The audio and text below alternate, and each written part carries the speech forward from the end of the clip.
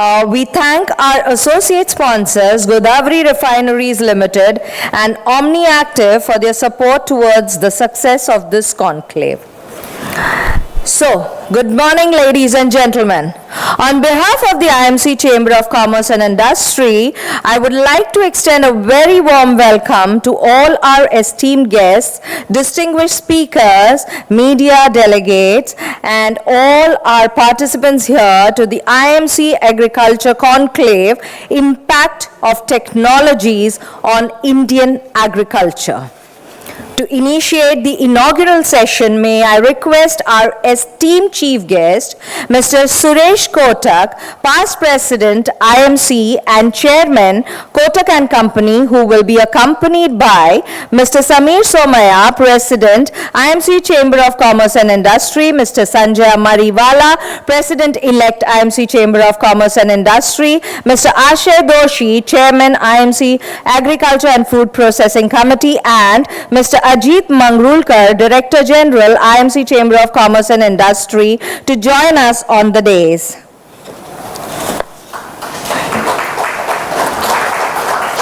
A loud applause, ladies and gentlemen. We have a stalwart as a chief guest out here. May I request all the respected dignitaries to take their earmarked seats on the dais? Thank you. So, to initiate the conclave, may I request Mr. Samir Somaya, President, IMC Chamber of Commerce and Industry, to present the welcome address. Over to you, sir.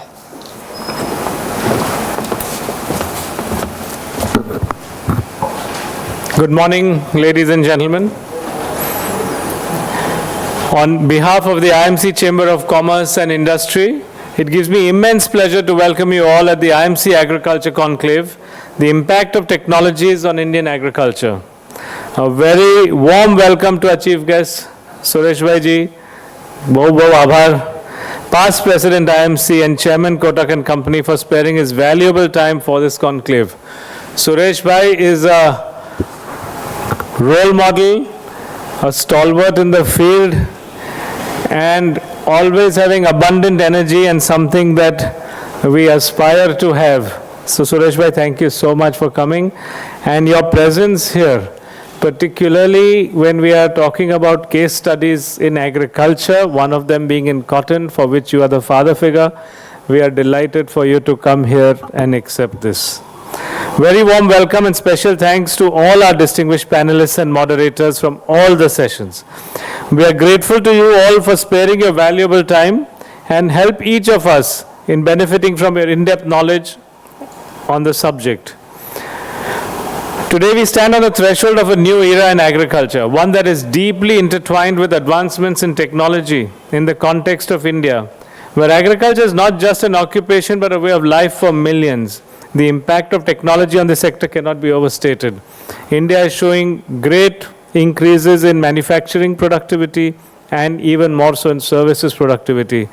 In agriculture, we also need that. It will have the twin effect of increasing our GDP, our growth rate, improving the lives of millions out of their shall I say, lower GDPs that they have, their per capita incomes.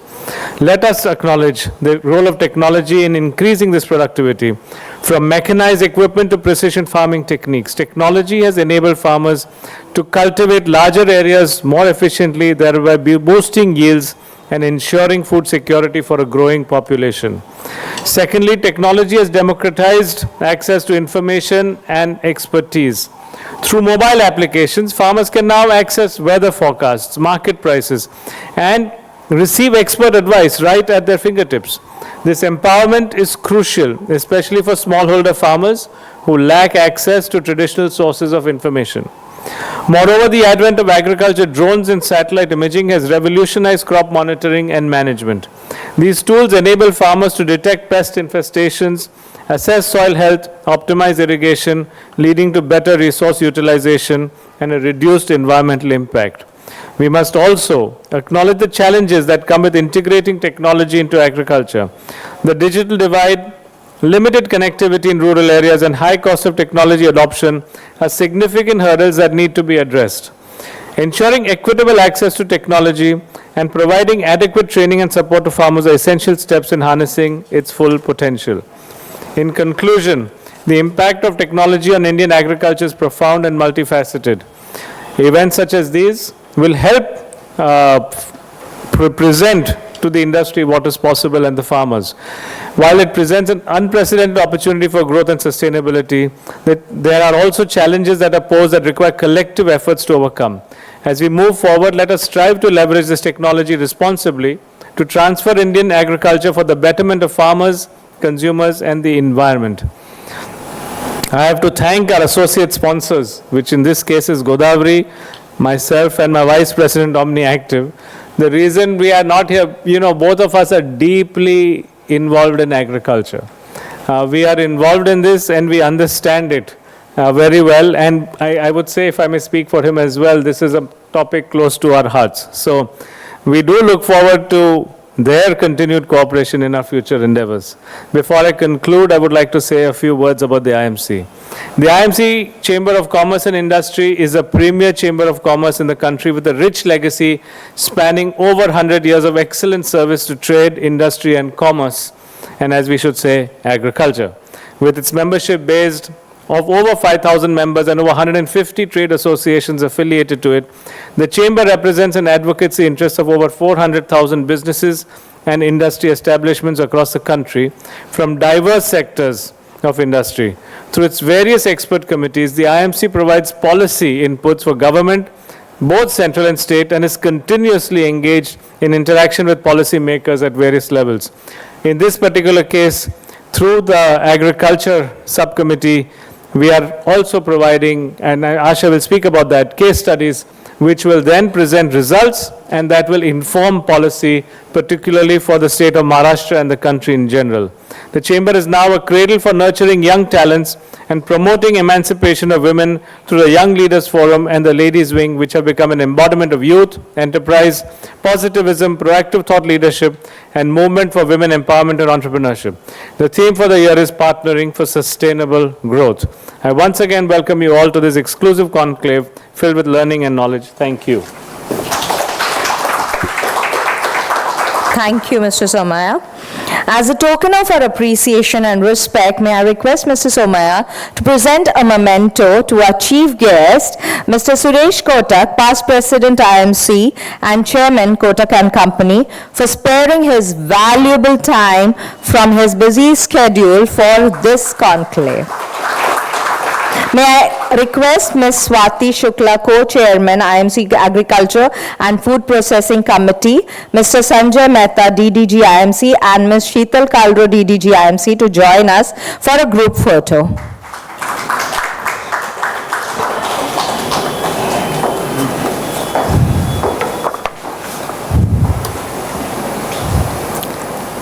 Thank you all. May I now request Mr. Ashay Doshi, Chairman, IMC Agriculture and Food Processing Committee, to present the overview of the conference. Over to you, Mr. Doshi.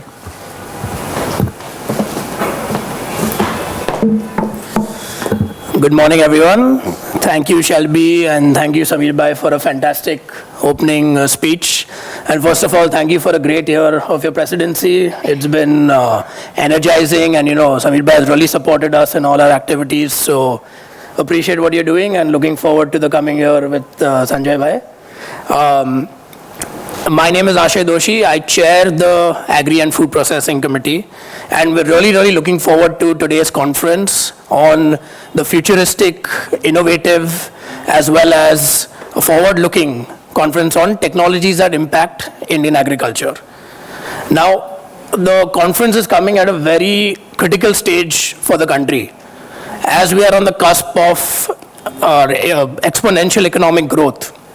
There are certain sectors that will drive this growth, and agriculture is definitely one ground level sector that we need to focus on and take it to the next level if we are to move together forward as a nation. Now, personally, I'm a student of history, and we've seen that every civilization, there comes a moment where they either adopt new technologies or they ignore it, and that charts the future of their country. So whether it was Europe in the Dark Ages, when the printing press was invented, they got out of the Dark Ages using the printing press for the spread of knowledge, and that's how the Renaissance came about. More relevant to us is the United States in the late 1800s, how they adopted technology, mechanized their farming and agriculture, and today they control food inflation so well that the bottom layer of the society never has to suffer. And they first maintained order and then they brought in law. So now, India as a country, we stand a chance to adopt these innovative technologies to take the country forward. Just a few statistics. Today, over 40% or more of India's labor is employed in agriculture, but contributing only 18 to 20% of GDP. Our land productivity is just over 20%, maybe 22%.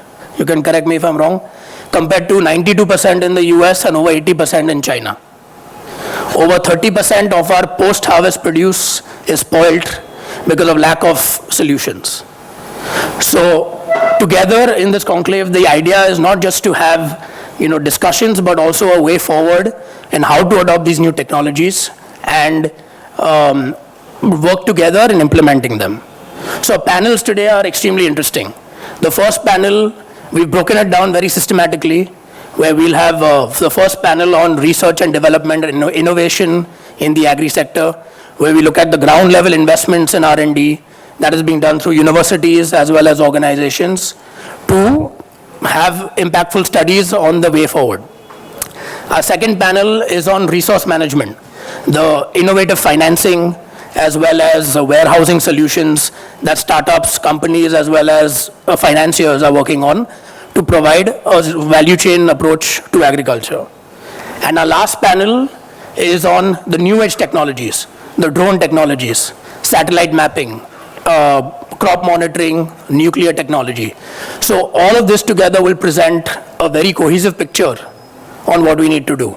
So we're looking forward to the panelists. Just a quick announcement that you can speak in any language you want. Hindi mein bhi bole, Marathi madhi bhi varta kara, koi problem nahi. And a very big thank you to Samir bhai, Sanjay bhai, Godavari and OmniActive for supporting us. Gujarati bhi allowed hai. Suresh bhai's address will be in Gujarati. And a big thank you to our team, Swati, Sheetalji, Jayashri, Shelby, and our whole agriculture committee for putting this together. Each and every panelist today has been contributed by one member of the committee. So it's really an event that we put together. And finally, before I invite Suresh bhai to speak, this year we took a very ground level approach to the Agri Committee. We can do these panels, exchange ideas, that's good. But what is the ground level implementation is the more important part. So this year with our IMC committee, we did 2 ground level projects. One on improving yield and productivity in cotton. And our chief guest will hopefully like the results. And second, on the intercropping in sugarcane using pulses and with Godavari biorefineries and Kiar. So we want to present and we want to take this forward going forward, that we'll do ground level interventions on IMC's part, show results on the ground, and then have these panel discussions to take our discussion and technology forward.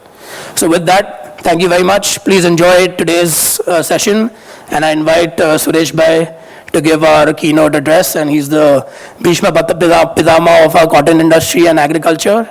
So thank you again.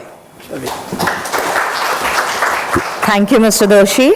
Ladies and gentlemen, our chief guest today, Mr. Suresh Kotak, serves as chairman of Textile Advisory Group, appointed by the Government of India, Textile Ministry's office to consolidate, unify synergies of textile value chain of India, to become one of the eminent suppliers of textiles globally. Suresh Kotak ji has been serving cotton and textiles business and industry and its research in particular and commerce, economics and education in general since last 65 years. He has been connected with various commodity associations, national and international chambers of commerces, and NGOs and educational institutions. I can go on and on, so I presume it is better that you hear it from him. Sir, may I request you to kindly present your keynote address. Over to you, sir. A loud applause, ladies and gentlemen. I can't hear you all.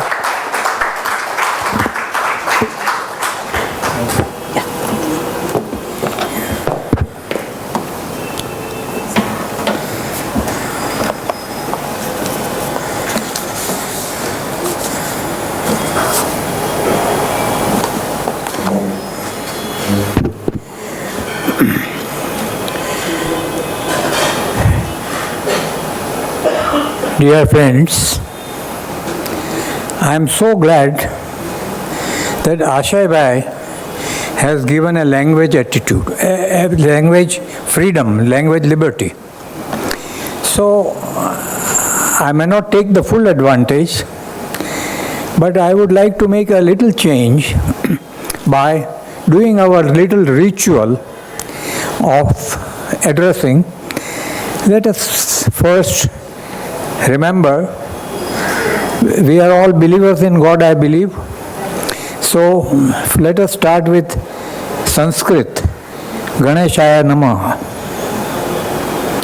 The second, in Gujarati, I would say, Jai Shri Krishna. And third, I would say, many Jain friends are here, Jai Jinendra. So, with this note, friends, we are here to deliberate a very important and very involving subject, and I am really very glad. And it thrills me. It thrills me so much that we are on a very important, critical topic. Therefore, I am so delighted to share my views on a subject which I love and which I like. And I am committed and dedicated to agriculture, which I believe, and all of you will agree, and the speeches of Samir Bhai and Ashay Bhai was very clear about the foundational aspect of a country or an economy is in agriculture. It is a foundational aspect. The civilizations have been built with this foundation. But unfortunately, the lure of other things like industry, financial services have become so much that every youngster gets that lure of that thing. But now recently, there is a growing realization, and that is good for our country, that we have understood the importance of the agriculture, that agriculture is the culture with which the civilization starts, and the civilization will end if we do not understand the importance of agriculture and how technologically the evolving technologically can be deployed and can be utilized very fruitfully. So I compliment your expert committee, Samir Bhai, Sanjay Bhai, and everyone, the team of IMC, to have this very thoughtful, thought-provoking conclave, which will give you a new light or new understanding of an old subject. And I would quote here G.K. Prahlad's sentence, preserve your past. There are so many good things in past, but create the future. Both are equally well, and unless you can create the future, and the creation of the future of any country is in agriculture, development and technology adoption and transition of conventional method to evolving methods, and that is what has been very important, and that is what I am going to share with you. Actually, I am very impressed with the speech that in the Samir Bhai mentioned one sentence which caught my eyes. That this is a very profound understanding and of agriculture, which will give employment to the millions, improve the nation, and for a national wealth, prosperity, and all that, which he very nicely put. And I am glad that he himself is involved in the technology, the biotechnology, where the amount of research his organization is done, I am aware of it. It is wonderful, and not only wonderful, but it is a step in the right direction. Even Sanjay Bhai, I was discussing with him, and on your presentation board, something about the flowers was coming, and then I discussed with him, and of course I had known about it, but he told me about the magic of technology he has deployed on the floriculture. And let me tell you today, floriculture is one of the most important growing agricultural associate, agriculture-based industry, which can give a lot of amount of money. And I have seen the floriculture markets in Amsterdam and all that, and I am sure with Sanjay Bhai, what he is doing, with his venture on the kind of a thing, the medicinal aspects of flowers, is here you have people in IMC who are even, I understand, Ashay Bhai has a biofertilizer, which is a thing of coming days and which is being used. And we are in Delhi, Mr. Manish Bhai is here. In Delhi, we had huge seminar on regenerative agriculture and utilization of biofertilizers. So all these people who are there, and they involved people going through this seminar and promoting this seminar, my heartiest compliments. This is the right kind of lead, right kind of progress. So, even when I saw the agenda and the invitation letter of Mr. Ajit Mangrulkar, I was enticed by the writing. I said, I am so glad that agriculture is getting importance from one of the premier chambers of our country. Because I consider, born in 1907, earlier than FICCI, what IMC chamber has a gallant history behind it. So I was very happy, and that's why I said, no, I will definitely come, and I would enjoy and be delighted. Thank you, gentlemen, for hearing me quite patiently. I have divided my talks into 2-3 points. First point is the importance of agriculture.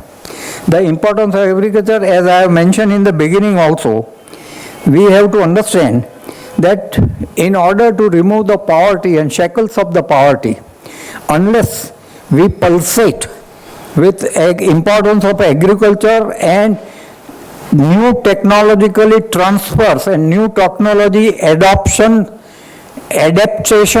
and adoptions, unless that is done, the country's progress will be limited. I definitely remember, sir, when we had a GDP in out of GDP when we had crossed 10%.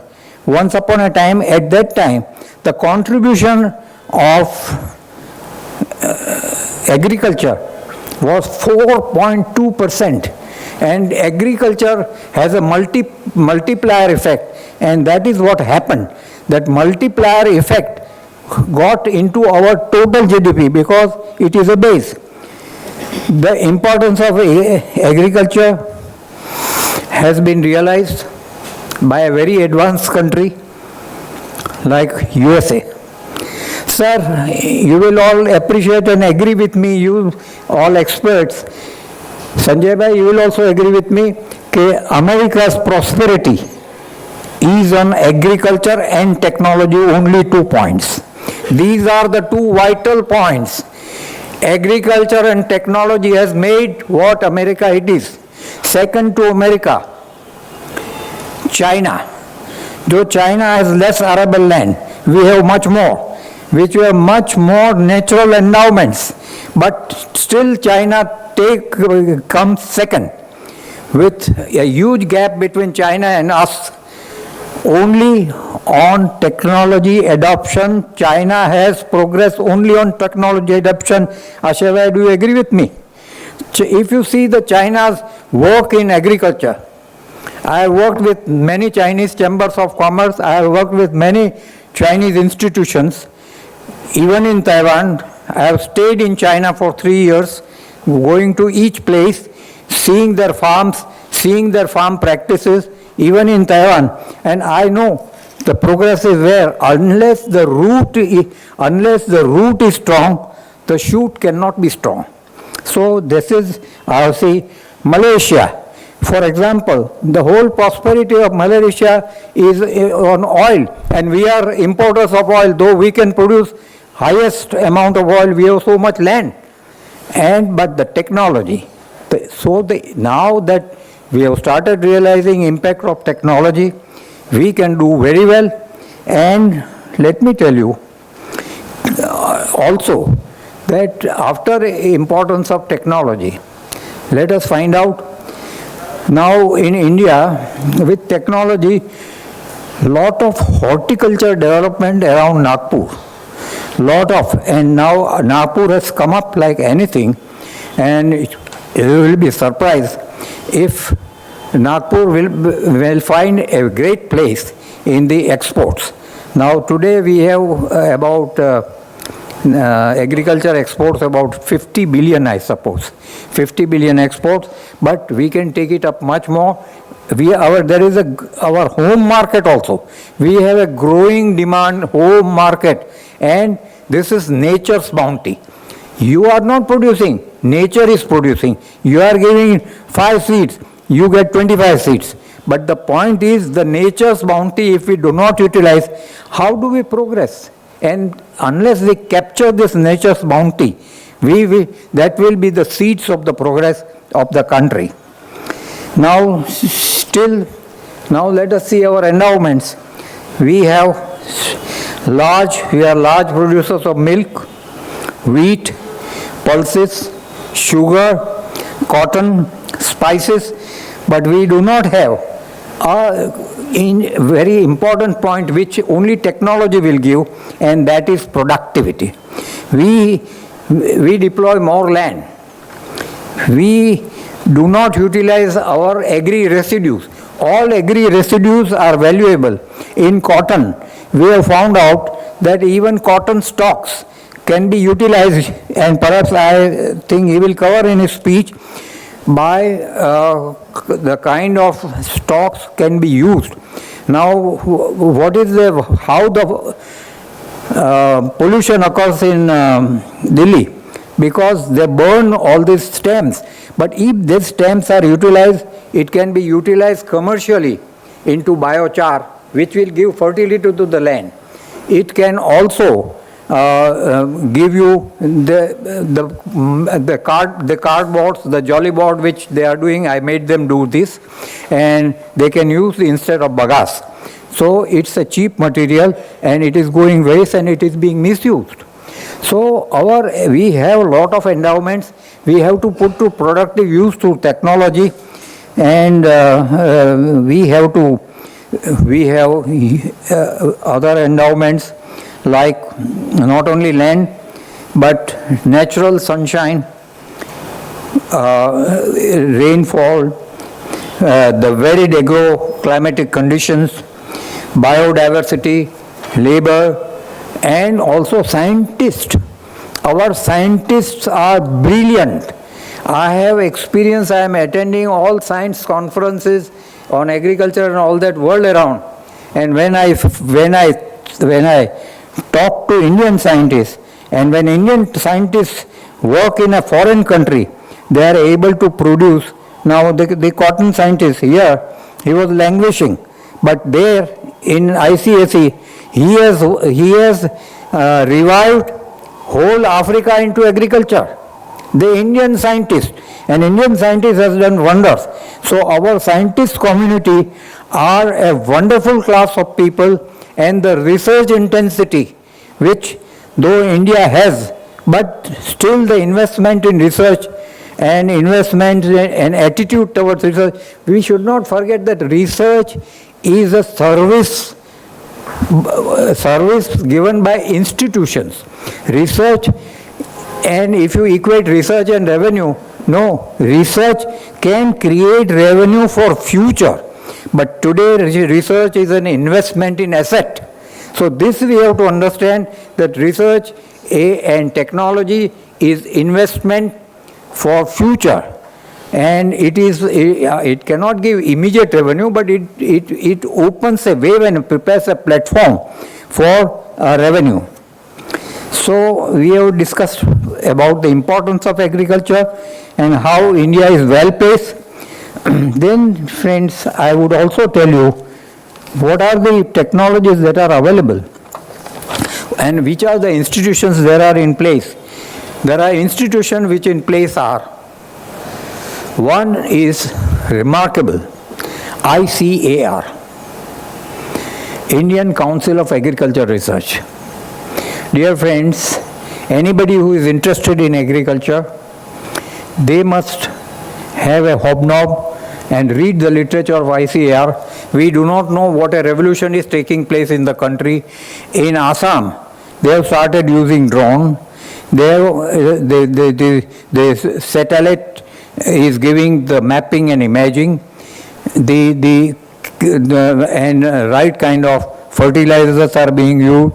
A lot of internet and digital technology is being used and all that.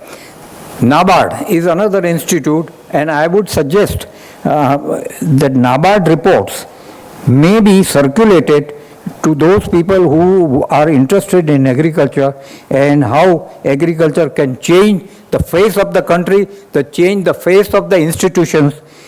Startups, the various agriculture startups we see, a number of them I have come across, and the new form of organization that our government has placed is not only cooperative farming, but corporate farming in form of agriculture produce organizations. What is that known as?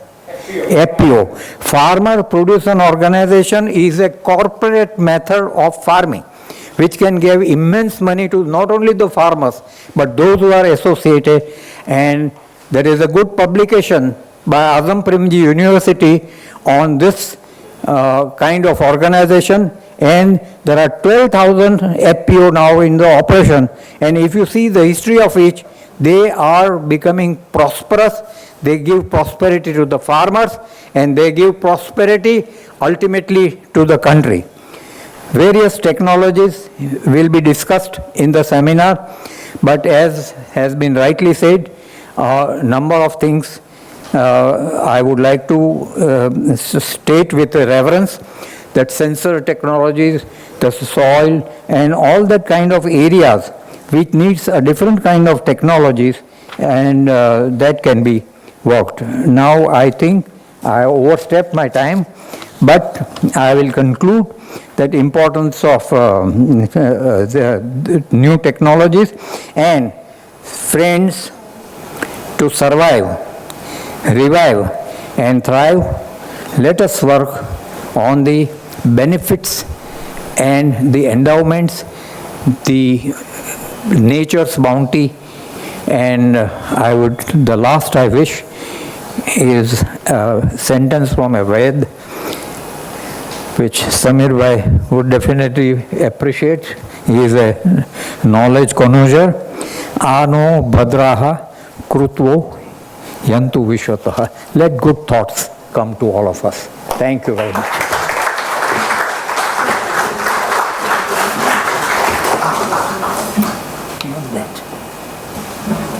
Thank you. Thank you, sir.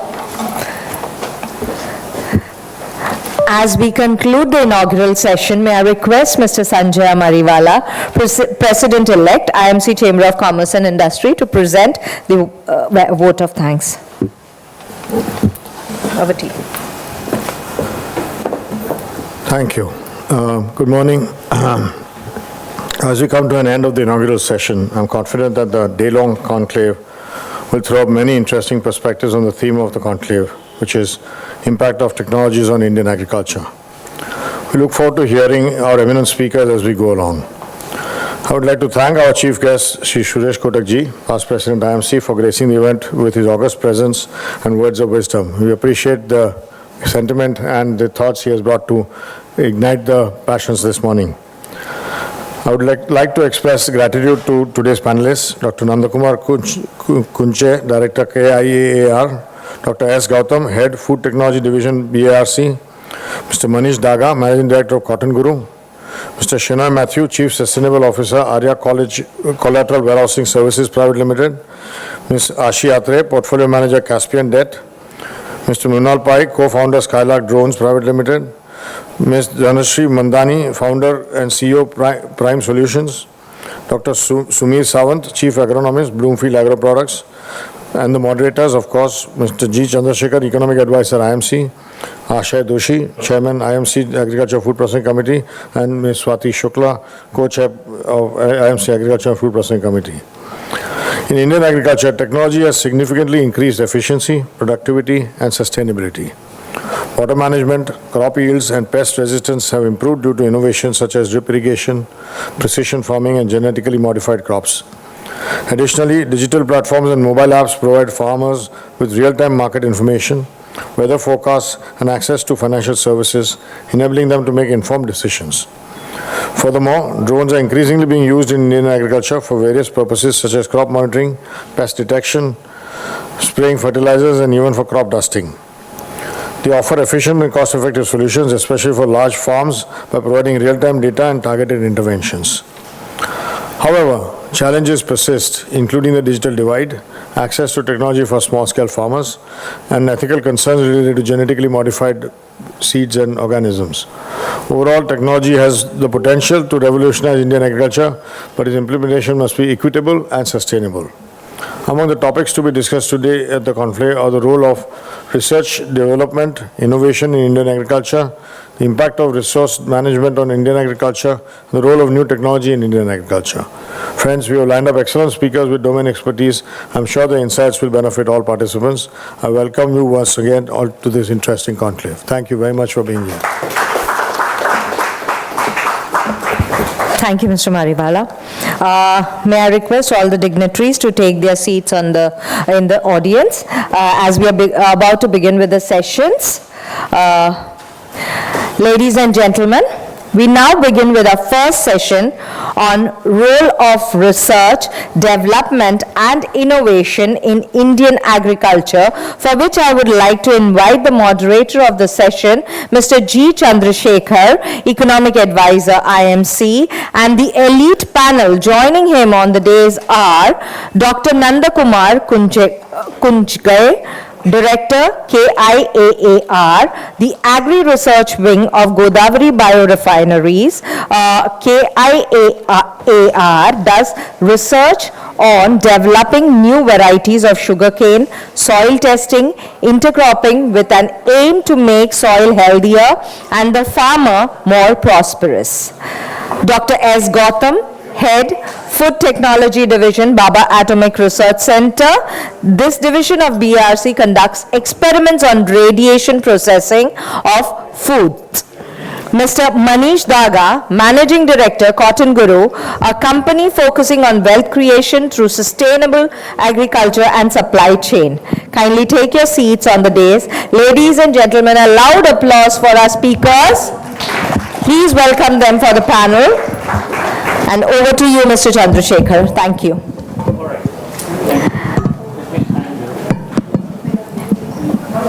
Oh, you want it?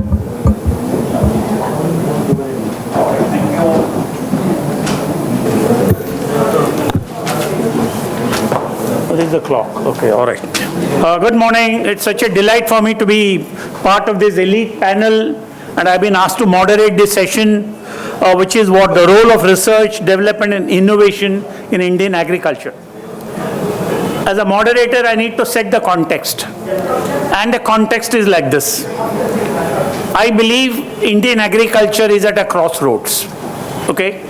And if India has to prosper, Indian agriculture must prosper. Without agriculture prosperity, agriculture growth, India's prosperity and India's growth will be actually a question mark. Why am I saying this?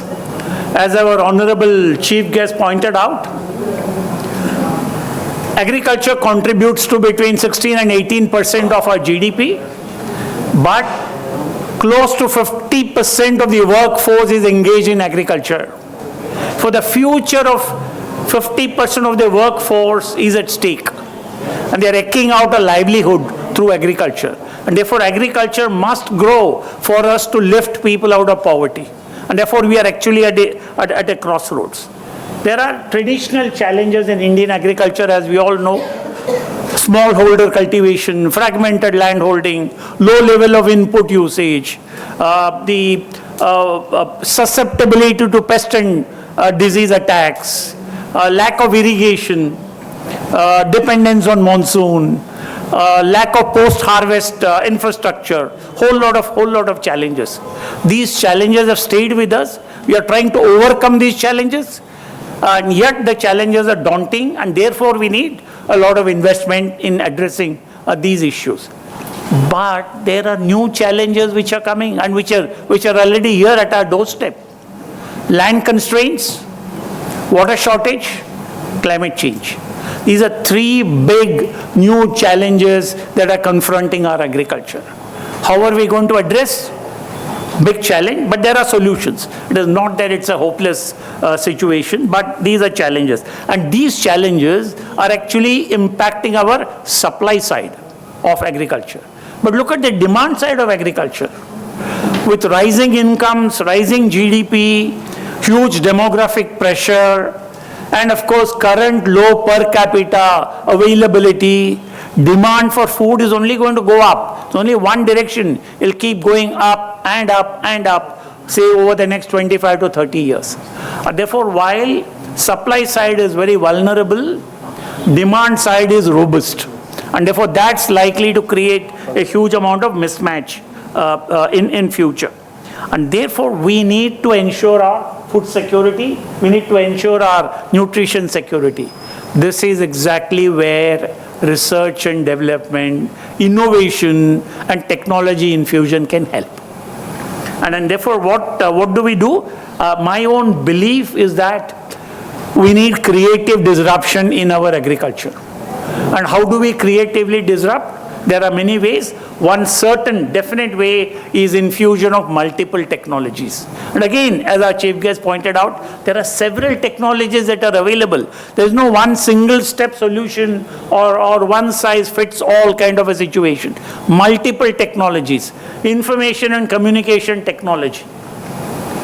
You have agriculture biotechnology. You have satellite technology. You have nuclear agriculture technology. You have nanotechnology. You have field robotics. You have digital technology. We have AI and ML, artificial intelligence and machine learning. We need to bring all that together and see how we leverage our strength by exploiting these technologies for agriculture growth. I talk always about sustained growth in agriculture in a sustainable manner. We need growth. That growth has to be sustained. Keep on growing to feed the population. But that growth has to be sustainable from a sustainability perspective. And therefore, this is extremely important, which is where your technology will play a role. I think we often underestimate, again, I'm sure Suresh Bhai has said so many extremely important points that I noted. He said, we often underestimate the power of research. And I have always believed yesterday's research is today's science. Today's science is tomorrow's technology. Technology just doesn't come out of thin air. The starting point is yesterday, which is research, which converts to science today, and it becomes technology tomorrow. Okay, and therefore research is extraordinarily important. Research is critical. It deserves policy support. It deserves investment support, and it demands very focused attention. I think, having said all this, I suppose I've set the context, and therefore I'm going to invite Dr. Nandakumar Kunjge, is the director of the KIAAR Agriculture Research Institution. Dr. Saab, I have a couple of questions which of course I've shared with you. I just want to mention, what do you think are the challenges you see for the sugar sector and pulses sector? The multiple challenges including climate change. What are those big ticket challenges? And what are your thoughts? Would you share your thoughts with this very learned audience about how do we address these challenges? How can research and development help address the challenges that this sector is facing? Yeah. Good morning. First of all, thank you for nice platform setting up for the topic. Already Sureshji set up very nice lineup, means we can say the very sequential lineup you had made it, and we should appreciate at this level you keep all the agricultural latest knowledge, what is happening and how it should be used. So that is really highly appreciated. It's a good guidance for us too. Basically for sugarcane, as you asked one question, so it's a good research going on in India, and we have a productivity around 100 tons per hectare. In Indian context, we can say in very well agroclimatic zones. The first thing comes like variety, which is for different climatic zones, different varieties are set, which are performing well, and it is keeping on changing also. So there we see some limitation of good quality varieties for particular area after some time, because there is a life of variety. It should be like some varieties go up to 10-12 years, but then we need to replace those things. So it's but natural to replacement the new variety with new agroclimatic conditions and new challenges. So that is very difficult in sugarcane, because it takes 16 to 20 years to develop one new variety. So the farmers are more eager to take new varieties, but there are very less varieties available. That is one part. The other part, like quality of seeds contributes about 30% of the productivity.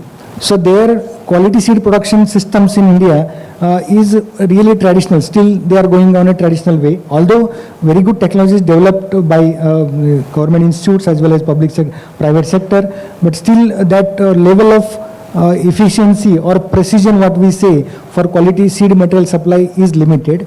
And there are new technology coming up for good seed treatments, which can enhance the quality of and vigor of the plant by applying some additives and some fertilizers and some other techniques. So there also it is not still reaching to the farmers at a bigger level. It is in an infant stage, you can say maybe 5 or 10% it is reaching, but still there is a big gap in that one.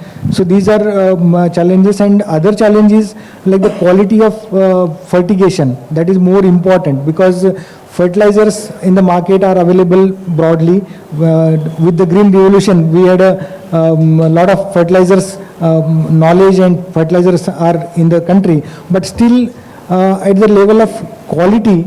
So we need to understand in a better way what is exactly required. and how we can maintain the health also at the same time. Soil health is also very important, because once you start using high quantity of the fertilizers, chemical fertilizers, soil quality is going to be deteriorate. So that is happening in most of the cases, wherein we need to understand like the requirement of the fertilizers based on the scientific analysis, and combined with some natural products like Sureshji was talking in the morning, like biochar and other things. So they are real, and biologicals also. They are very important, because unless we apply in combination the integrated technologies, so it will not be a good idea to only put more fertilizers to get the more yields.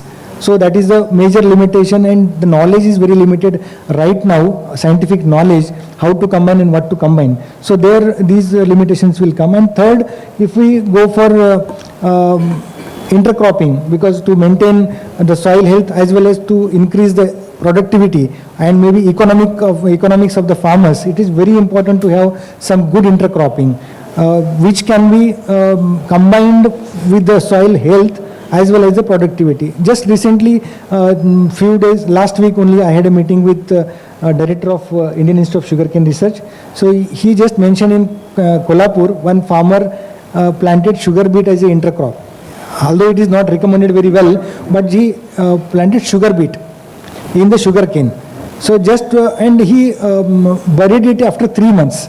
So he got a 10 tons per acre yield more, because that enhances the soil quality also, salinity reduction is there. So that's why scientific knowledge is not there, but still farmers are practicing some practices like this. So these are the simple aspects on your first question. If any other things are there, I would be happy to. You know, I appreciate. Let me mention something interesting. Okay. You're saying farmers are ready to adopt varieties, but newer varieties are not available, which means we are not investing enough in research. That's right. Okay. Number one. Number two, you also talked about fertigation. Fertilizer application. I just want to share something interesting. We have the concept of Trimurti in Indian mythology, correct? That concept of Trimurti applies to agriculture. What is a Trimurti? Brahma is a creator, Vishnu is a protector, and Mahesh or Shiva is the destroyer in a way, or protector. You can call him protector or destroyer. In agriculture, seed is Brahma. Seed is a creator. Okay? Fertilizer is Vishnu, because fertilizer protects the crop. And agrochemicals are Mahesh, because agrochemicals kill or destroy pests and diseases. And therefore that philosophy, that mythology, Trimurti actually applies to Indian agriculture. If we have the right kind of seeds, apply the right kind of fertilizers, give the right kind of application of agrochemicals, I'm sure agriculture should do quite well. But you also mentioned, you talked about sugar beet, which is very interesting. In Europe, there's a lot more production of sugar beet than sugar, unlike in our tropical countries. Maybe that farmer got to know about what's happening in Europe. I think that's very interesting. But why is this knowledge not spreading? Please. Yeah. In India also now latest things are happening. Yeah. In Punjab, it's already established the crop. Yeah. So one or two sugar factories they are using for sugar purpose. Right. Almost 15,000 acres is under cultivation. Correct. And other states also there are good research activities going on in Vasantdada Sugar Institute. Right. Even in our Samirwadi, we are trying to establish this crop for our agroclimatic zone. And Tamil Nadu Agriculture University also is having some work on this. Yeah. It is upcoming, because till now it is little sensitive crop. So people or scientists have not, farmers have not adapted in a bigger way in all the regions. But slowly it is the need of the day, because feedstock, only sugarcane, we cannot depend on that. And it's a short crop, 6-month crop, only 5 to 6 months. So farmers also get good yields and income. So it is coming up, the good work is going on. So maybe in near future we can see the adaptability of this crop, either intercrop or maybe sole crop. One more question, Dr. Saab. What do you see as the barriers to greater investment in R&D and for fostering innovation? What are the barriers? What should we overcome? So as such, barriers means if you think of public institutes, so very good research is going on. As Sureshji said, very brilliant scientists are there in India and they are working in a good way. The translational factor is little limited, because if you do 100 publications or maybe 10 IP, so translation to the technology is limited. So there we see like some like BIRAC and some other institutes are coming up to take these technologies to the farm level or maybe to the applicable industrial scale level. So there some gap we could see. So where government policies are also need to be modified to the user friendly, and it's should make available in a very reasonable way, so that it can translate in a good way. You actually mean research outcomes are available, but commercialization is lacking. Some fine tuning is required. And commercialization. Yeah. That brings me actually to Dr. Gautam and to BRC. My own connection, relationship with BRC is at least 40 years old, and particularly with the nuclear agriculture division. I don't know whether you would remember Dr. P.K. Iyengar, Dr. Sundaram, Dr. Bhatia, more recently, 20 years ago, Dr. Raghu, Dr. Kale, who was a breeder of groundnut, mutant varieties, all that. So I worked a lot on these BARC's mutant varieties of groundnut, very bold ones, in the early 80s. And therefore, I know what BRC does in their non-nuclear division of this great institution. They had developed a lot of mutant varieties of oilseeds, groundnut, TG17, TG19A, Trombay groundnut varieties. I remember all that. Anyway, Dr. Saab, what is the current status of this nuclear agriculture research in BARC? Are you still working on crops like oilseeds? Because we are seriously short of oilseeds in our country. And are you still working on these mutant varieties? The next part of that question will obviously be on irradiation technologies, their cost implication, their acceptance, etc. Please, the floor is yours. Thank you, Mr. Chansekar. Very good morning to all of you. Let me thank, as I was very much impressed with the discussion in the morning by Sri Suresh Kotak ji and the panelists. And before answering,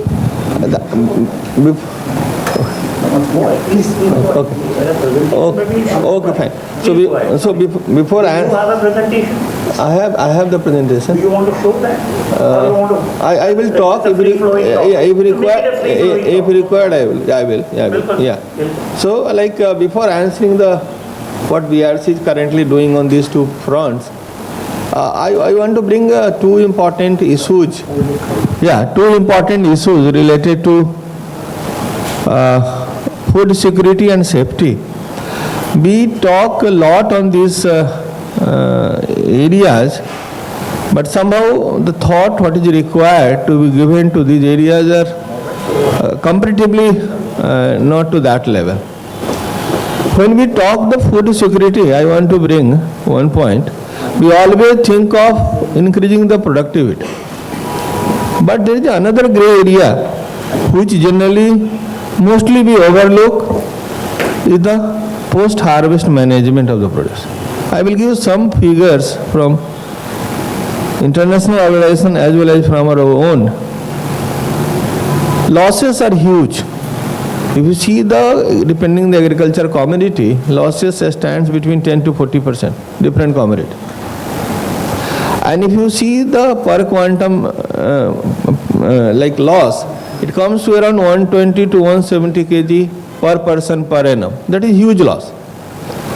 And when talking about the food losses, it is not only the loss, it is loss to the 32% of the agricultural land, around 20% the loss to the water, labor, and so many things. So this area probably we are not giving much emphasis which we should. Second component is the food safety. I will come to this point again. Second component is the food safety. We have regulators in the country, very well established, But I think honestly we can ask ourselves how accurately these regulations are being implemented in our own setup. I will give one example as far the radiation technology application is concerned. India is exporting mango to USA. Many may be aware from 2007. Prior to that, 18 years it was not doing. And that was approved only after radiation processing, because US was very much determined to reduce the overuse of pesticide. So they thought, let us use a physical treatment to knock down the pest available in the mango and allow its import. I don't know how many of you are aware, we have 4 facilities in the country where mango is being irradiated, but that now irradiation of mango is going on. US FDA inspector sits at the facility, get it irradiated in front of them, certifies, and then only are exported.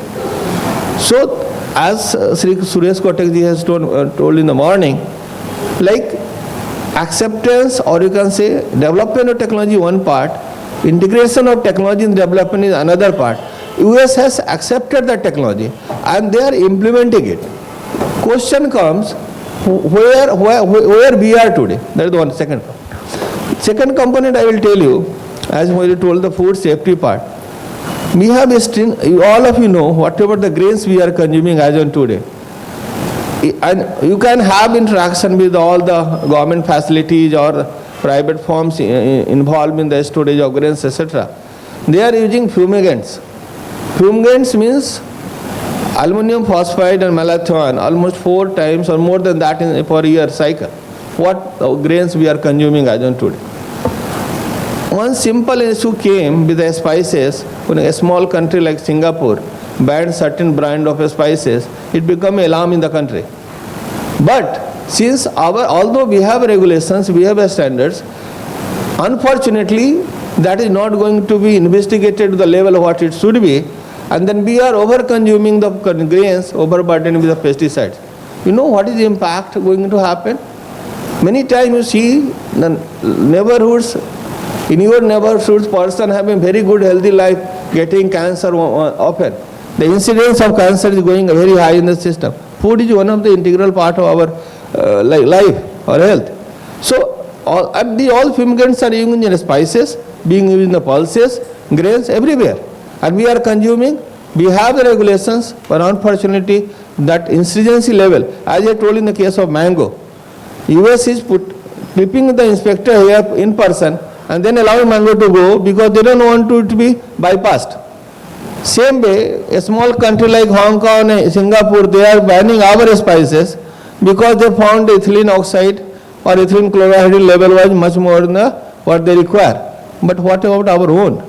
So this is another concern of food safety. Now I will come to the question what Mr. Chandrasekhar raised. As far as the agriculture productivity is concerned, we are independent ourselves, like productivity is very huge in the case of cereals. We are much more surplus production we have. But in the case of pulses and wire seed, still we are importing. So BRC is focusing on the development of varieties. Very good varieties have come out. Many varieties are performing very well. And so far we have 62 varieties which has been developed in the commercial domain as on today, and we are developing many more. That is one part of that. Second part of the food irrigation. Food irrigation also, I don't know, in 2020, Honorable Finance Minister announced like DAE reforms where she told that the food irrigation program was undertaken Atmanirbhar Bharat project. Atmanirbhar Bharat project means government is going to be financially subsidize this project, whatever the extent you can take it up. So that was even an viability gap funding for the like northeastern states and other, even subsidy was up to 60%. Otherwise, Ministry of Food Processing Industry gives subsidy up to 50%. So they want that many more facilities should be established in the country. Whatever the support is required from the government side, they are ready to give it. As far as the current status is concerned, we have 28 food irrigation facilities operational in the country. 28 and around 6 facilities are under construction. But R&D component is concerned, we have latest regulatory approval from Food Safety Standard Authority of India. When the first approval came in 1994, that was related to few community. Now government has given you can say class-based approval, a generic approval, where all food has been placed in 8 classes. And if you think of any food, will come either one or other class. So as far as the regulatory approval of radiation processing food is concerned, that has been given by the government. So you don't require a product-specific approval every time from the government, already it has been given. So as for the, even for the allied product like cut flowers, morning, Sri Suresh Kotakji was telling, that is also again business. But suppose you want to export cut flower from India, you cannot do without irradiation due to phytosanitary issue. So you have to do phytosanitation to remove the pest, because many developed countries, they are very much concerned about the overuse of pesticide. And as like some 30 years back, when people were telling about the climate change issue, somewhere we will not that serious about the things. Okay, it is something, nothing happening. But today climate change has become a very important issue. In Mumbai climate, you can see as on today what is happening. So, and that is a global impact. So same thing going to happen, overuse of pesticide going to be, India going to be cancer center by 2050 if we don't take care of ourselves. And that is going to be a huge problem with our whole population. So that why the food safety is very, very important, and we have to take care of this issue very sincerely. We have to integrate the technology. You have any doubt, you are free to discuss with scientists or developing institutions.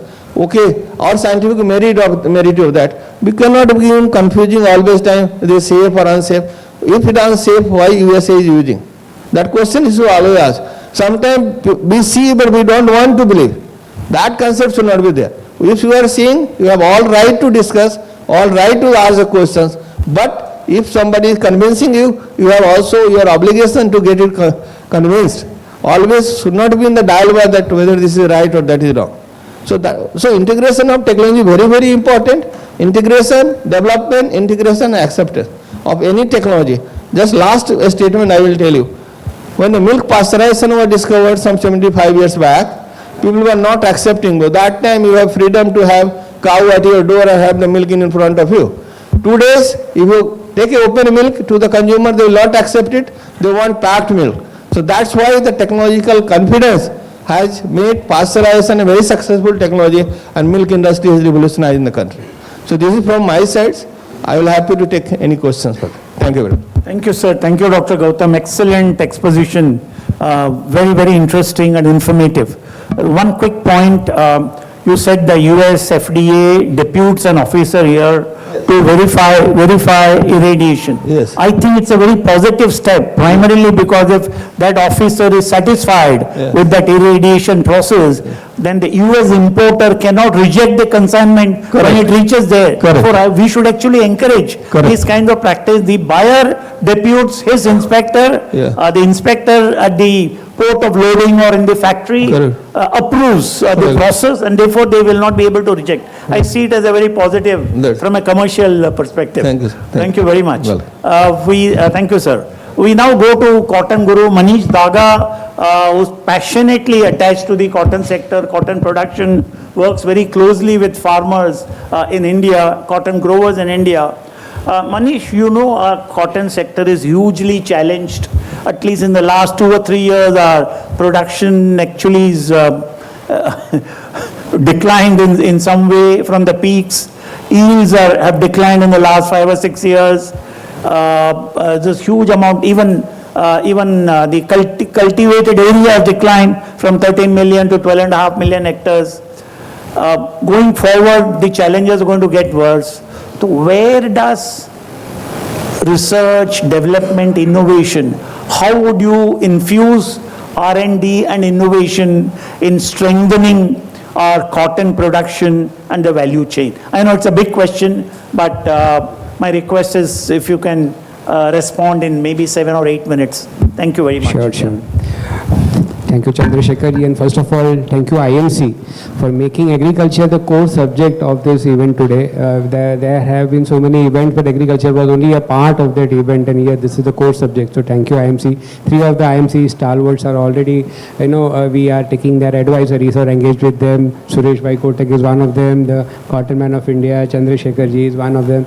He is an advisor to our All India Cotton FPO Association. Ashay ji is one of them, whose company, Bloomfield, is helping us get bio inputs on ground, taking field trials. The challenge, Chandrasekhar ji, is very evident that production and productivity are the two things that we look at simultaneously. If India is producing enough, we are happy. And if we are getting enough, we are happy. We don't look at even tomorrow, leave alone the day after tomorrow. And the past has shown, like we are resting on past laurels, that past has shown that India has always got enough. In the last 20 years since the BT revolution happened, India has always got enough, so we rest on those past laurels that we will continue to get enough. But the years where we did not get enough, we conveniently forget. 2011, where we did not get enough, the market went up by over 100%.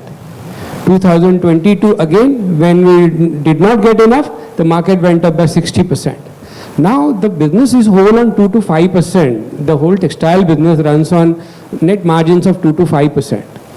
When these prices go up by 50%, 60%, 80% once in a decade, we think, okay, it's a one of a kind, but so many industries at the lower level, the ancillaries, the supporting industry, the SSI, they get compromised here. The big industries, they do get, but then they rest on borrowed money, so they do not take it seriously. I am not demeaning any industry. I am just bringing the seriousness here. How agriculture has defined the future of India. Always a cotton surplus country and always a net exporter of cotton has given us so many benefits. We do not need to forget that. The whole industry has grown on that asset of having surplus cotton. And now when we do not have enough, then we run to the government that help us import more. A pot, a golden pot at the end of the rainbow is what we look at. Why can't we look at a golden pot below our feet? We have the highest land in cotton cultivation in India, 35 to 37%. We are the largest producers in the world, 25%. But we need to have that productivity. Cotton is a food, fuel and fabric crop. So all three needs to be balanced in that. Being the only certified cotton valuer in India, I realized that we have actually realized only 5% of the value that cotton can give. As Suresh Bhai always says, cotton is a composite economy. It is an economy on its own. So research plays such important role here that we have the research. In Africa, when I had been last year on invitation of ICAC, the first thing they said that we can't believe you have so many scientists in India. In Africa, we have to search for scientists who would give us the right advice. We have the seed companies here in India, which other countries do not have. We have policies in place in India which other countries do not have. So land, seed companies, policies, scientists, what more do we need? We need more research to bring on the ground. So research is available, how industry can collaborate and cooperate here with the government and the research institutes to commercialize that, get into field trials, which I will share in one of my case studies, and then get into commercial production is one asset allocation part that we can look at. Second is the risk management part that we forget. That risk on the raw material is huge for India. Cotton is 60% of the whole production cost for Indian textile mill, and we are still 55% oriented more towards cotton input. So that is the risk part we should not forget. Research can mitigate that risk for the Indian industry and our export. At one time we used to export 12 million bales of cotton, and now we are happy with 2 million bales of cotton. Is that enough? Cotton as a standalone crop has that potential that we can export 10 million bales and still have enough in India.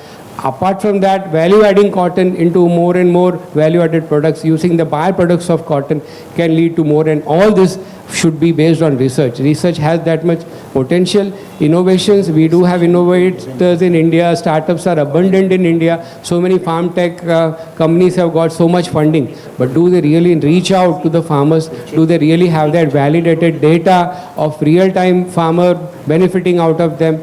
And if that is available, how can the industry utilize that for its own commercial benefit? So research and innovation connected together. Thank you, Manish.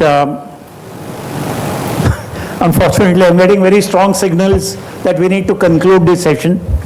I just want to, before I thank my very eminent panelists, I just want to say there are 4 things for cotton that you need to do.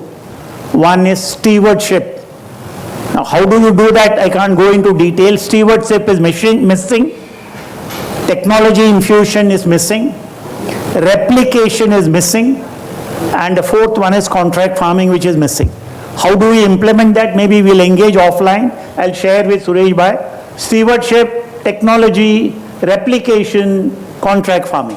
So But I may tell you, yeah, which we may have not covered. right, sir. But the point is, there is a definite metamorphic change. Metamorphic change in the research, and the metamorphic stage is from hybrid to it is high density planting, straight varieties, the one impactful change. And second, use of technology like use of satellite, use of sensors are already on, as well as digital technology on, Internet of Things is on, drone is on, and environmental protection.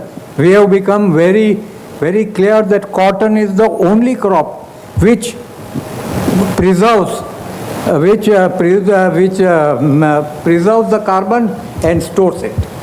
Right, sir. Thank you very much. We are delighted. So many technologies are being I thought you would ask me the next question, what is the solution? But yet, over the last 3 years, we know the challenges that cotton production is facing, that we were exporters of cotton. My sense is over the next 5 years, we will become net importers of cotton, and that process has already started. So we will have that debate later. I want to thank Dr. Nandakumar Kunjge, Dr. Gautam, and of course my friend Manish for participating so passionately. There is a lot to discuss in this on this topic, but for want of time, we need to conclude. Thank you very much. Good luck. God bless you all. Thank you.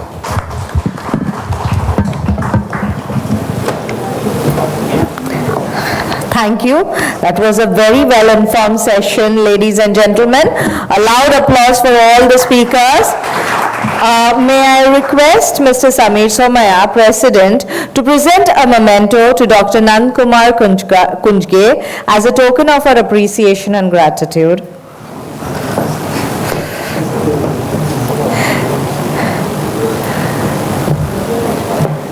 May I request Mr. Somaya to present a memento to Dr. S. Gautam as a token of our appreciation and gratitude.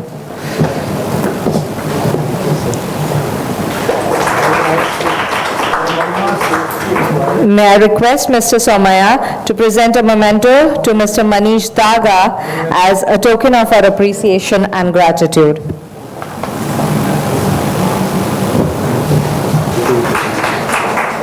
May I request Mr. Somaya to present a memento to our moderator, Mr. Chandrasekhar, as a token of our appreciation and gratitude. I'm honored. Thank you.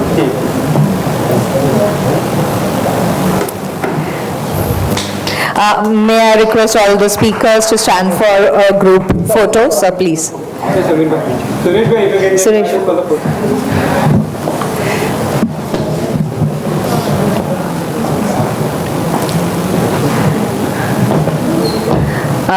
May I request our Chair and Vice President also to join in?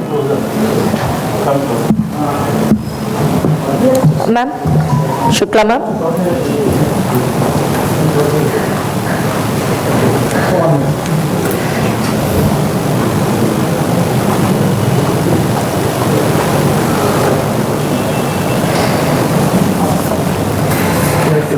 Thank you very much to all that interesting and highly insightful session.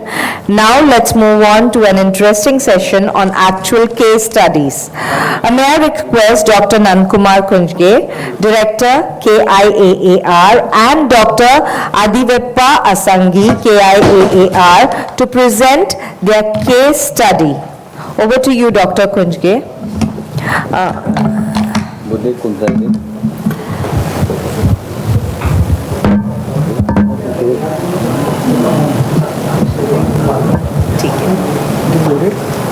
point.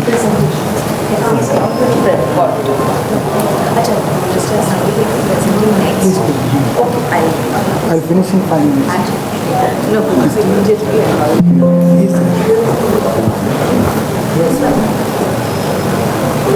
No, no. No, पहले. Here I am. Here I am.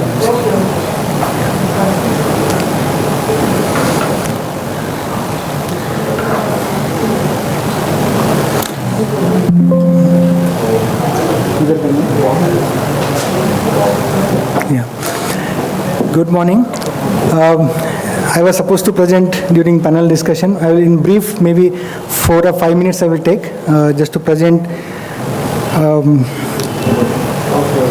Already we discussed about GDP, the contribution of India. It's a 16.5% and 42.3% direct employment in agriculture, and average land holding which is very limited, that is 1.08 hectare per capita. But we are feeding almost 18% of the world population with 15% of and plus 15% world animal population with 4.2% of world water and 2.4% of the world land area, wherein if you consider arable land, that is 11.2%. And then we have made very good growth as we are discussing. In last 75 years, we could able to six-fold growth is there in the productivity. However, it is not like sufficient, wherein we are having sufficient food as well as we are secured with the food, and surplus food is also there. But still, if you see the population growth and other things, so we need to grow more up to 345 million metric tons for up to 2030.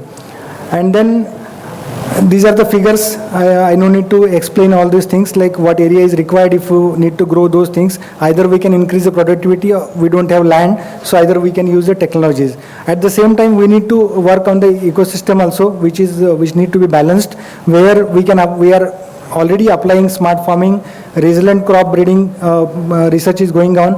We need to focus on more precision farming and technology applications for reducing the effect, greenhouse gas effect and carbon emission we have to control. So for those, we need good technologies. So now we are in the era of agriculture 4.0, which is today's agriculture, which is Internet of Things, big data, and cloud computing, artificial intelligence, machine learning. These are really buzzwords became, but how much we are implementing, that is still a lot of scope is there. It is very limited we are applying right now. If we apply those things, we will certainly reach the requirements of near future. And these technologies, we are in the middle now, where the platform is set, whole foundation is good now. Now we need to take off for the technology applications in a bigger way. So now the companies are coming up in a very systematic way. The startups are engaged. So before that, if we see the conventional methods, how we have grown in the agriculture, protected cultivation was one of the technology where we grown from in 2 decades from 3,000 metric hectare area to now 1,27,000 area is cultivated, this protected cultivation, where we grow high quality fruits and vegetables, other things. We are exporting also in a lot way. So there we made a good progress.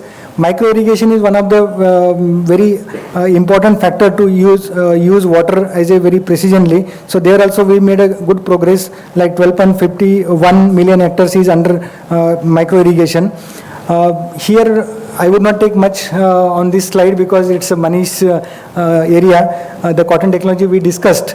Although we made a lot of growth since last 2 decades, but now the growth is stagnant because of the technology upgradation. Like we see every time apps are updated with the more knowledge, more varieties. So there we are stagnant because of the new technologies and varieties, what we can say, or the protection against the insect and pest. So if you see the companies working in agriculture, it is a really good platform started from the COVID in last 5 years. we can see a lot of investment is coming up with the startups. So here we can see the good growth from even only 2018 to 2023 if you see. So last year we had $1,279 million investment. In 2003 it's only for 6 months we can see 706. So that again there is a new figure will be there which can cross the last year one. So these are the good examples who are helping for agricultural developments. And then if you see precision agriculture, as Samir ji is also very much interested in these areas like applying precision agriculture and using new technologies.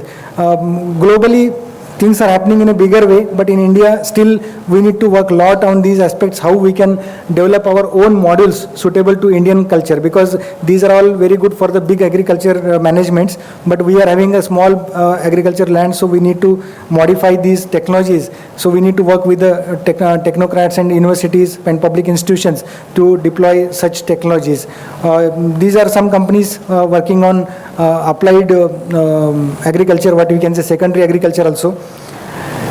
And coming to machine learning, in sugar, I just gave example because in sugarcane like crop, it needs 16 to 20 years of time for new variety breeding. If we can apply machine learning, AI and biotechnological tools like gene sequencing and other part to scan the varieties and to identify which traits to be combined. So this can be very, in shorter period we can make new varieties. So this application is under progress. Some institutes are already started working on machine learning and AI, but it needs little more insights to work on that. So at our Somaya institutions, with the support of Samir ji, we are working on different aspects. At Kiyar, which is located in Samirwadi, we have collaborated with the university, Somaya Vidya Vihar, and Cascade is the center in university. So with these institutions and with global institutes, we are working on regenerative agriculture, which is a topic of interest as well as it's a need of the day, what we can say. So they are improving soil health, increased biodiversity, carbon sequestration, and farm profitability is also important for adapting the technologies. And then ecosystem health is more important, intercropping as we discussed. So these are all areas where we are focusing, and we have initiated many programs which are, some of them are in infant stage, some of them are taking good shape. One of them is smart farming, which we are monitoring our sugarcane farmers through the digitalization, and where we are like giving them the scenario where they can monitor and means early stage they can identify the requirements of nutrition and other things. And the other thing where soil is very important, as we say, whatever nutrition we take for our health, likewise for the plant health, soil is very important. So improving soil health is the very need of the day. So wherein one example I am giving, without scientific knowledge, if we go ahead only applying the chemicals and fertilizers, that may not be the good idea. So if we identify the proper deficiencies, then if we appropriately apply the chemical fertilizers along with the biologicals, then it will maintain the soil health also, and we can have a good yields. So we were talking about soil carbon always, and since last decade, ICR is also taking a lot of steps, and our Samir ji is also very much taking interest in this area. If you see in India, we are below level of organic carbon, which is hardly in major areas. If you see, it's a below 0.8 or so, which is very minimal. And in most of the areas we are seeing like 0.4 to 0.5, which is below the required level. So that's why our yields are also, productivity is also not increasing. So here we need to focus on combination of the fertilizers, where chemical fertilizers to be combined with the biologicals.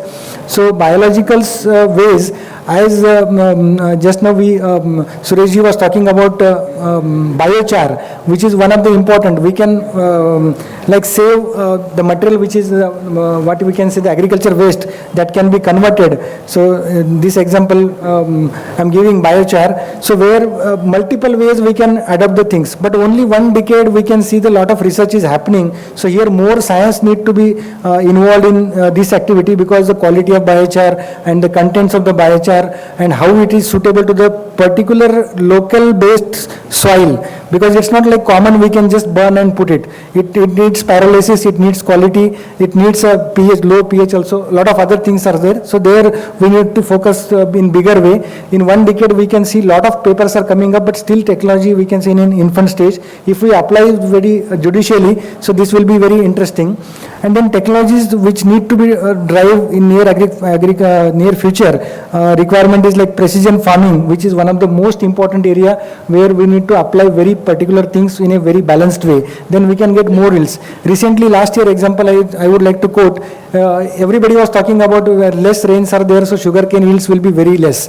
Everybody, including us also, we estimated. But finally, when we see the yields are not affected much because balanced requirement of water was there. It is not like completely some effect is there in some areas, but it is not true for all. So that means precision irrigation, precision fertigation, and all required only minimum things will have a very good yields. As we say also, whatever nutrition is required, if we take balance, it is good. Otherwise, if you take more food, you will have an imbalance of the health. So likewise, we can compare with these things. So we need to focus on, along with the technologies, the regenerative agriculture is very important to maintain the soil health. So this is, I just conclude, we need to recognize that change of with the change of landscape, we need to change our mindscape also, how we can convince the farmers, how we can educate and communicate with the continued education of all stakeholders is must, not only the farmers, but whoever is working in the field, they need to also discuss and co-design to identify how we intervene and innovate our own industrial agriculture ecosystem to make more effective. So youth is also one of the part with universities, and students are also taking good interest in agriculture now. So startups are coming up. So there, if we apply those minds to develop these technologies, I think that would be the interesting part. So this is just I wanted to brief, and after that one experiment we have conducted with Akshayji with their biofertilizers with intercropping in sugarcane. My colleague Dr. Adivappa will explain a little bit what we have seen. Although this is a small experiment, only beginning, I think indicative figures are there. We need to do a little more bigger scale, so that certainly it will be a very good example for intercropping as well as using combination of chemical fertilizers along with the biofertilizers. Thank you.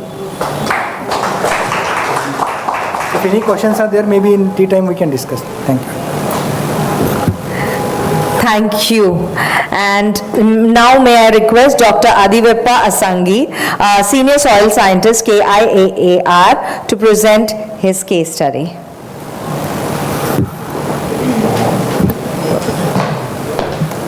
Over to you.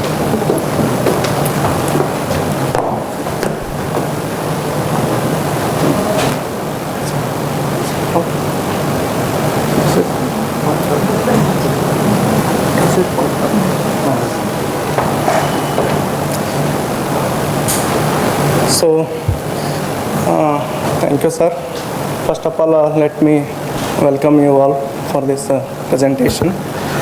So, here I will be presenting two case studies. So, regarding the intercropping in sugarcane. So, before entering into the actual case studies, let us have some glimpse about intercropping. So, intercropping is the cultivation of two or more crops simultaneously on same piece of the land at the same time.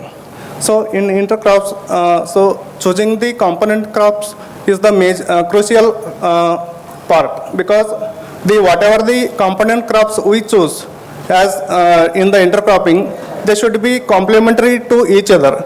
Means they should benefit each other rather than competitive. So if there is any competition, so both crops will get affected. So it is a very important factor. So overall, the intercropping is mainly will give a result regarding the sustainable agricultural development. So intercropping in sugarcane. So there is a more scope for intercropping in sugarcane. Why? Because the sugarcane is a widely spaced crop. So there is more scope for taking the intercrop to get the additional income. So there are many benefits for that one. So if you see, mainly to utilize the resources like light, space, time, moisture and nutrients. And one more thing is to reduce the weed infestation.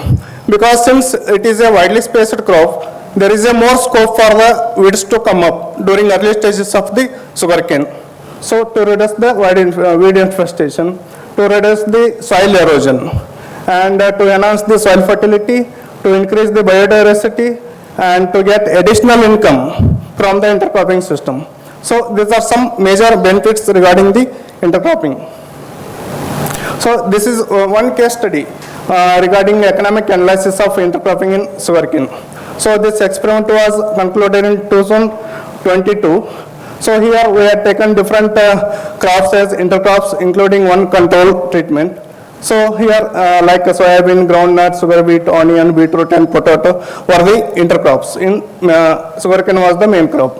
So in this experiment, this treatment, sugarcane plus onion, had given highest total income. So that is 2,83,736 rupees per hectare. So second was in case of groundnut, 2,62,569. So it was followed by the potato and soybean as well as sugar beet. So lowest income that was recorded in beetroot. So that might be due to regarding the competition between the two crops might have affected both the yields. So compared to control, sugarcane onion had given highest yield. So here what we can expect is that in sugarcane onion intercropping system, very little competition we can expect between the two crops. So this system had helped both the crops to achieve the higher returns. So this is the case study 2 regarding the Bloomfield products. So here we have taken the different pulse crops intercropped in sugarcane under different nutrient management. So this is the experimental details. It was conducted during Rabi 2023 and plot size. So here the component crops were sugarcane, chickpea and black gram. Okay, these are the treatment details. Here we have taken main plots as nutrient management like RDF, that is university recommendation, common practice we are following. And second one is RDF plus Bloomfield recommendation, Bloomfield products. So in subplots we have taken different cropping systems like sugarcane alone, sugarcane plus chickpea, sugarcane plus black gram. So these are Bloomfield products, which includes both nutrient consortium, biofertilizers as well as the plant growth promoters. So this is the treatment plots. This is regarding chickpea and sugarcane. So in chickpea, the growth was very vigorous. Okay, this is black gram in RDF and Bloomfield. So here, this is the plant growth data. So in case of chickpea, so here we could see the RDF plus Bloomfield recorded higher values regarding the plant height, number of branches is more or less same, and pods per plant, and as well as seeds per pod, and total yield kg per acre, and husk yield and seed weight. So the under Bloomfield it was higher. So in case of black gram, even though the Bloomfield gave the somewhat higher data in case of plant height and number of seeds per plant, but in case of total overall yield, so it showed somewhat less. That might be due to the plant population in this plot might be lower than the average. So that's why it gave in data like that.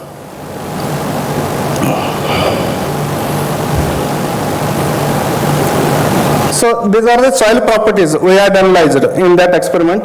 So this is the initial data. So this is the after harvest of the intercrops. So initial data, we could see the soil was slightly alkaline in nature with pH 8.11. So EC was normal, organic carbon content was higher, and available nitrogen was low, and available phosphorus was medium and potassium was also medium in nature. So after harvest of the intercrops, we could see this 8.11, that is pH initially was little bit decreased after harvest of the intercrops, because before taking up this experiment we had cultivated that taken the green manuring crop. So we had incorporated into the soil. So that might have during the decomposition process of that organic matter, it will release some organic acids in the soil. So that resulted in little decrease in the soil pH after harvest of the crop. Even in case of compared to sugarcane alone, so in case of intercrops, there is some more decrease in the soil pH, as per here in RDF, in Bloomfield, here in Bloomfield also. So that might have been attributed to these crops, leguminous crops, because these leguminous crops have acidification effect on the soil system. So during the nitrogen fixation mechanism or nutrient uptake mechanism, they will release little hydrogen ions into the soil system. So that's why the pH was slightly reduced after harvest of the crops. So electrical conductivity, it was slightly increased after harvest. And organic carbon, you see, initially it was 1.05%. So because of the incorporation of green manuring. But at the end of the harvest, it was more or less stabilized in the soil system. So it decreased. So but compared to the sugarcane alone, the higher organic carbon content was recorded in the cultivation means intercropping system, and as well as the Bloomfield applied plot. So that might be attributed to the vigorous growth of the intercrops because of the application of these products, which might have added more litter to the soil, that has resulted in somewhat higher organic carbon content in the soil system. Even in available nitrogen, say compared to sugarcane alone system, we can see higher means compared to initial, we can see increased nitrogen content availability in the soil system. That is because of nitrogen fixation in the soil system, because of these leguminous crops. And even phosphorus also increased after harvest. But unlike the nitrogen and phosphorus, potassium was decreased compared to the initial soil data. So that might be due to one is uptake of the potassium by the intercrops, as well as the potassium fixation in the soil, because our soils are rich in clay minerals. Okay, clay minerals are, means this potassium has direct relation with the clay minerals, direct interaction with the clay minerals. So there is a high fixation. So that's why the potassium content is decreased compared to the nitrogen as well as phosphorus in the soil system. This is the economic analysis of this experiment. Actually, this is partial data, means main crop is still standing in the field. So we will get clear picture after harvesting of the main crop. So here,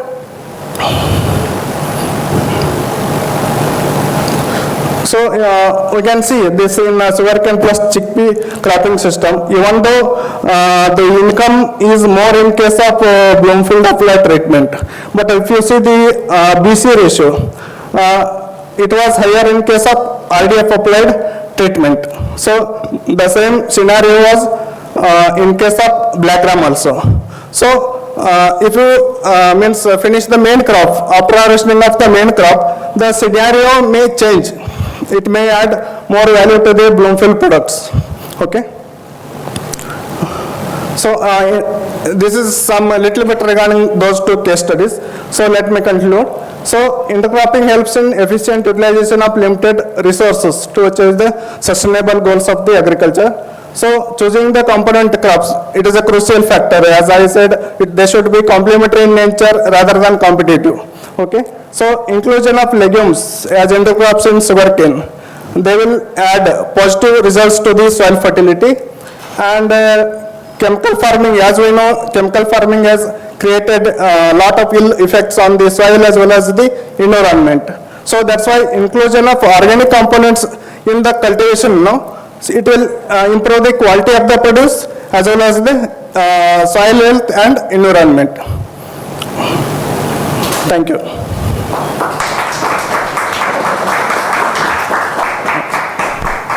So, any question?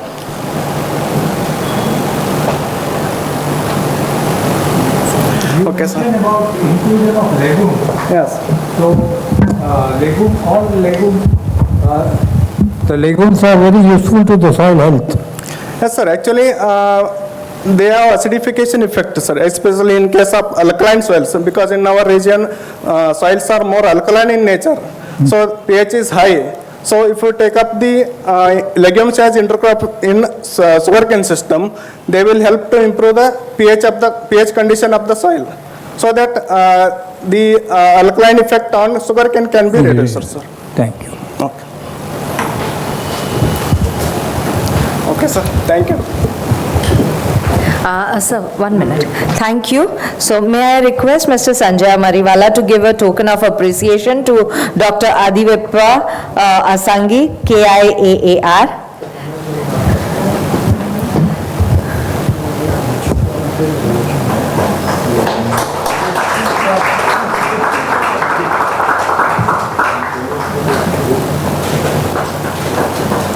Thank you, sir. May I now request Mr. Manish Daga, Managing Director, Cotton Guru, to present his case study. Over to you, Mr. Daga.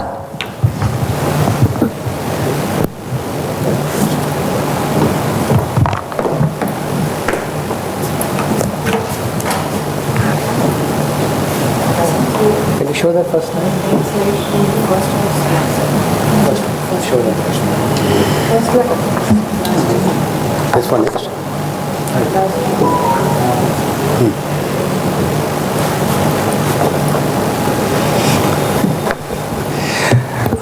Hello. First of all, I have to use the opportunity that Asha Bhai is given to speak in language other than English. Small Sanskrit slok to start this short case study. I'll try to keep it as short as possible. It is only pictures basically. A Sanskrit slok which says, Sarve bhavantu sukhina, sarve santu niramaya, sarve bhadrani pashyantu, ma kasyit dukh bhag bhavet, om shanti, shanti, shanti hi. If we need to be happy, we need to ensure the happiness of others. If we need respect, we need to ensure that we respect others. And if we need to succeed, we need to ensure that the success of the ecosystem around us is also ensured. And that is where we come in agriculture. Like this special slide is what of Suresh Bhai was mentioning, that there are a lot of new technology interventions happening in agriculture, and this presentation was made on 7th October 2023, World Cotton Day. Only this slide, right? This shows the 5-point mantra that Cotton Guru has devised after speaking to so many scientists, being on so many panels across so many countries, and also taking the inputs from India's best farmers who are taking highest yield in cotton, that collectively what can be a simplistic 5-point mantra, which if the farmers implement, their yield will definitely go up. So these are the 5-point mantras you can see, starting with satellite mapping, then comes canopy management, then advisory from the right group, anybody it may be, for weather, for agronomy, north to south sowing. World over, cotton has been sowed north to south, where they have achieved the highest yields. In India, it is east to west. Most of the scientists agree verbally, but they do not put it on paper. We have had delegations from US, from Australia, recently visiting us in the last 1 year. They have also endorsed this, and we strongly advocate after 7 years of study that north to south sowing can change. High density plantation, what Suresh Bhai was mentioning, is practiced in most of the high productivity cotton growing countries across the world, and that is the future. Mulching is another option that we can explore to avoid evaporation and reduce the weeds. So use of weedicides can be reduced. Regenerative agriculture, which Suresh Bhai was mentioning, is again here to improve the soil and the carbon, which is very important. Carbon we need in the soil, not in the weather. And then shedding of cotton plants, that is the use of byproducts of cotton. So I just wanted to share this one slide before I start the case study. Next.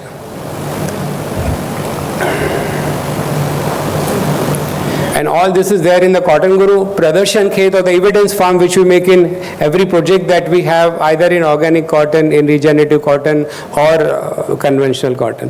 Urja is the name of a new innovation that we are practicing right now. Biomass to bioenergy, a project by Cotton Guru Maha FPO Federation. The description goes such that pellets, biochar, carbon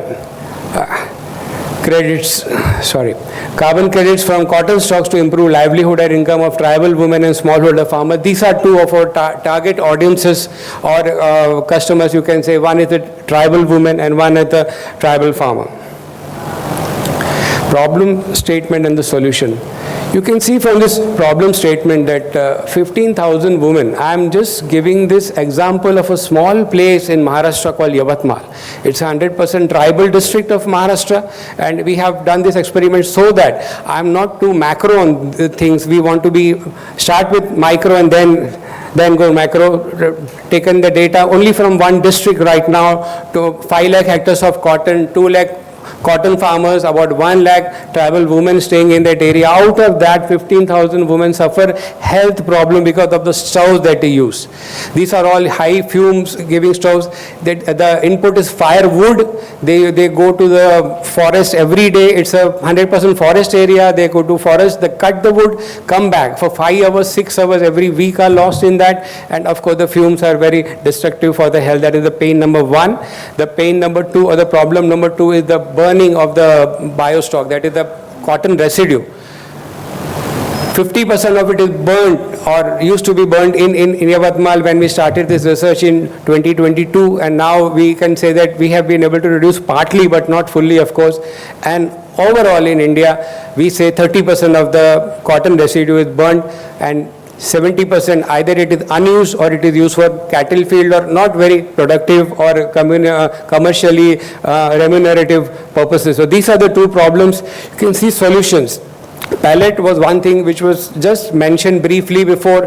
Pellet is conversion of this cotton stalks into marketable, storable and a very commercially valuable byproduct. That is the pellet. It is made through machines, but it is the conversion of cotton stalks into biofuel. That is the pellet. Second is the biochar.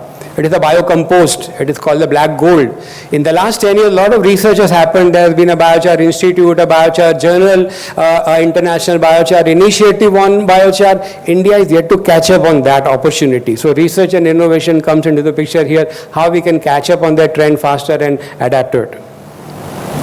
Social innovation. Study number 1, tribal women empowerment. Here we see the cotton farm, which most of you would know. Second is how these cotton stalks are then collected. Most of them used to be wasted, but here in this experiment, in these 2 villages, we have provided a shredder machine and then collected this cotton stalks. That is the pallet manufacturing machine. You see, it costs only 10 lakh rupees, and then they are converted into pallets and given to the tribal women. They used to use those mud stoves and those chulas before, and now they have these pellet stoves with them. We have given some pellet stoves to them, and the carbon credits have been generated out of that. So one thing is the health problem that we are trying to solve here in this case study. Second is generation of some income. So the expense that they spent on the stoves and the pallets is compensated in form of carbon credits for them. The case study number 2 is smallholder farmer yield and income increase. Again, you see there's a cotton farm, the cotton stock which used to be wasted, which is called residue, and which is collected now. And there you see in the picture on the right is the Contiki biochar kiln. It's an arsenal biochar system of conversion of cotton stalks into biocompost. Here they are burned, but the fumes do not come out in the air. Normally you see black fumes, emitting if you burn wood. Here it is white fumes. It's a very special but very simplistic technology, that is the Contiki kiln that we use here. We have got one machine right now in our Yavatmal, and we plan to buy 10 more for the project. Of course, there will be some support required for investment, and this is converted into biochar, which is similar to coal but a very rich biocompost.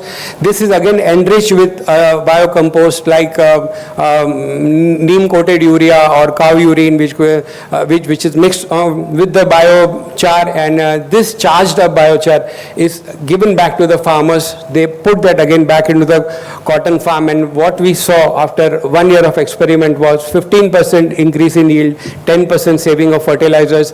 In spite that this was a water deficient year, rainfall was scarce in Yavatmal, they received only 62% of the normal rainfall this year. The yield did not compromise, the yield went up by 15%, and additionally what we gave them is inclusion in a carbon credit program, and they will be compensated starting from next year with the carbon credit. So cotton stocks which used to waste 100% and now are utilized 100% into a very rich biocompost and a biofuel backed by carbon credits.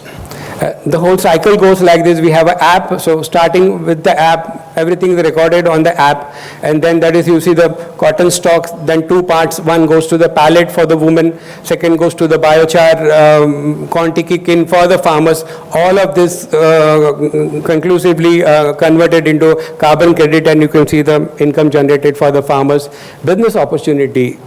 Everything has to be in business. This is not a CSR activity we are looking at. So you can see this gas, even compared to LPG, it is 25 to 30% cheaper compared to the firewood fuel they were using. It is still cheaper. 90% reduction in cooking smoke that used to be generated. 15,000 women possibly to be impacted in Yavatmal. We have reached out to about 300 women right now, but we plan to do more. These are the SDGs that have been addressed, the social development goals that have been addressed. So 1,000 women in Yavatmal we plan to cover by 2027 with our own fund, with some help from other institutions and associations. We can go higher. And similarly with the farmers, you can see a lot of cotton stalks wasted, converted. Every ton of cotton stalk that they give us costs them 1,000 rupees to cut per acre, and we compensate that 1,000 rupees back to them. Apart from that, we give them biochar, and still we are able to earn money. So you can see the potential there. What is the competition here? In this women program, right now there is no competition. In the smallholder farmers, of course, there are other people who are doing it, and we appreciate their effort. Business plan and the go-to-market strategy is that tribal women, these are the numbers that we plan to reach in the next 3 years, and the direction that we are taking right now is grow inclusively, grow within what we have right now, and then go out. So tribal women, smallholder farmers, industries, we have reached to some local dhabas and restaurants whom we have given the pallets. They have found a 30% reduction in cost of energy for them, and they are asking for more. That is why this pallet machine plan came up. It was not only for the women. 60% would be given to the tribal women, 40% would be sold commercially, and for the cotton carbon credits, we have approached over 5 companies. 3 of them have sent their NDAs, 2 of them have sent their agreement, but there is a lot more to explore here, and a lot more is possible. So executive summary being, burning of wood for cooking and agricultural stock in farming is a severe problem and a serious problem to the environment, to economic growth also of India. Pellet can be one good option for biofuel. Biochar is a good option for biocompost, and carbon credits are the future for India if we look at additional income for Indian farmers, for industry, and for the nation as a whole. If this is the competition review, the other companies who are doing it and where we stand right now, you can see that using pellet as a biofuel has proved to be a game changer for this project. It is at a very, very nascent stage, but we are doing it physically, practically on the ground. That is why I am able to share this case study with you all. And thank you again for a patient listening. I'll try to keep it as short as possible. Thank you, Mr. Daga. Ladies and gentlemen, we now begin with our first session on, second session on impact of resource management on Indian agriculture, for which I would like to invite the moderator of the session, Ms. Swati Shukla, Co-Chairperson, IMC Agriculture and Food Processing Committee, and the elite panelists joining her on the days are Mr. G. Chandrasekhar, Economic Advisor, IMC. IMC provides policy inputs for the government, both central and state, and is continually engaged in interaction with policymakers at various levels through its various expert committees. Mr. Shenoy Matthew, Chief Sustainable Officer, Arya Collateral Warehousing Services Private Limited. Arya is India's leading agri-tech, which has been working at the farm gate to strengthen agriculture value chains through its integrated range of services. Ms. Ashi Atre, Portfolio Manager, Caspian Debt, provider of digital corporate lending financial services, aim to invest in enterprises that address the problems of access and efficiency in business ecosystems that have a positive social or environmental impact. Kindly take your seats on the dais, and over to you, Ms. Shukla.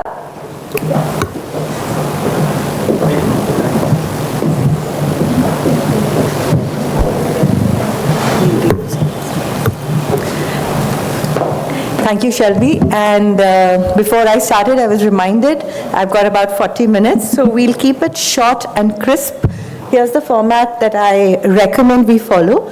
Mr. Shenoy, we'll start with a presentation that you have, I believe.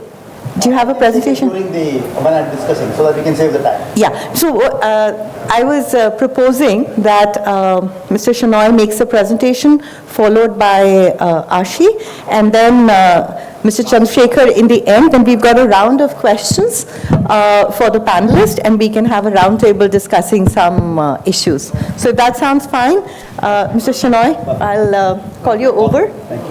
Yeah. Would you like to come here for your presentation? I think people would like to see. All right, that's good.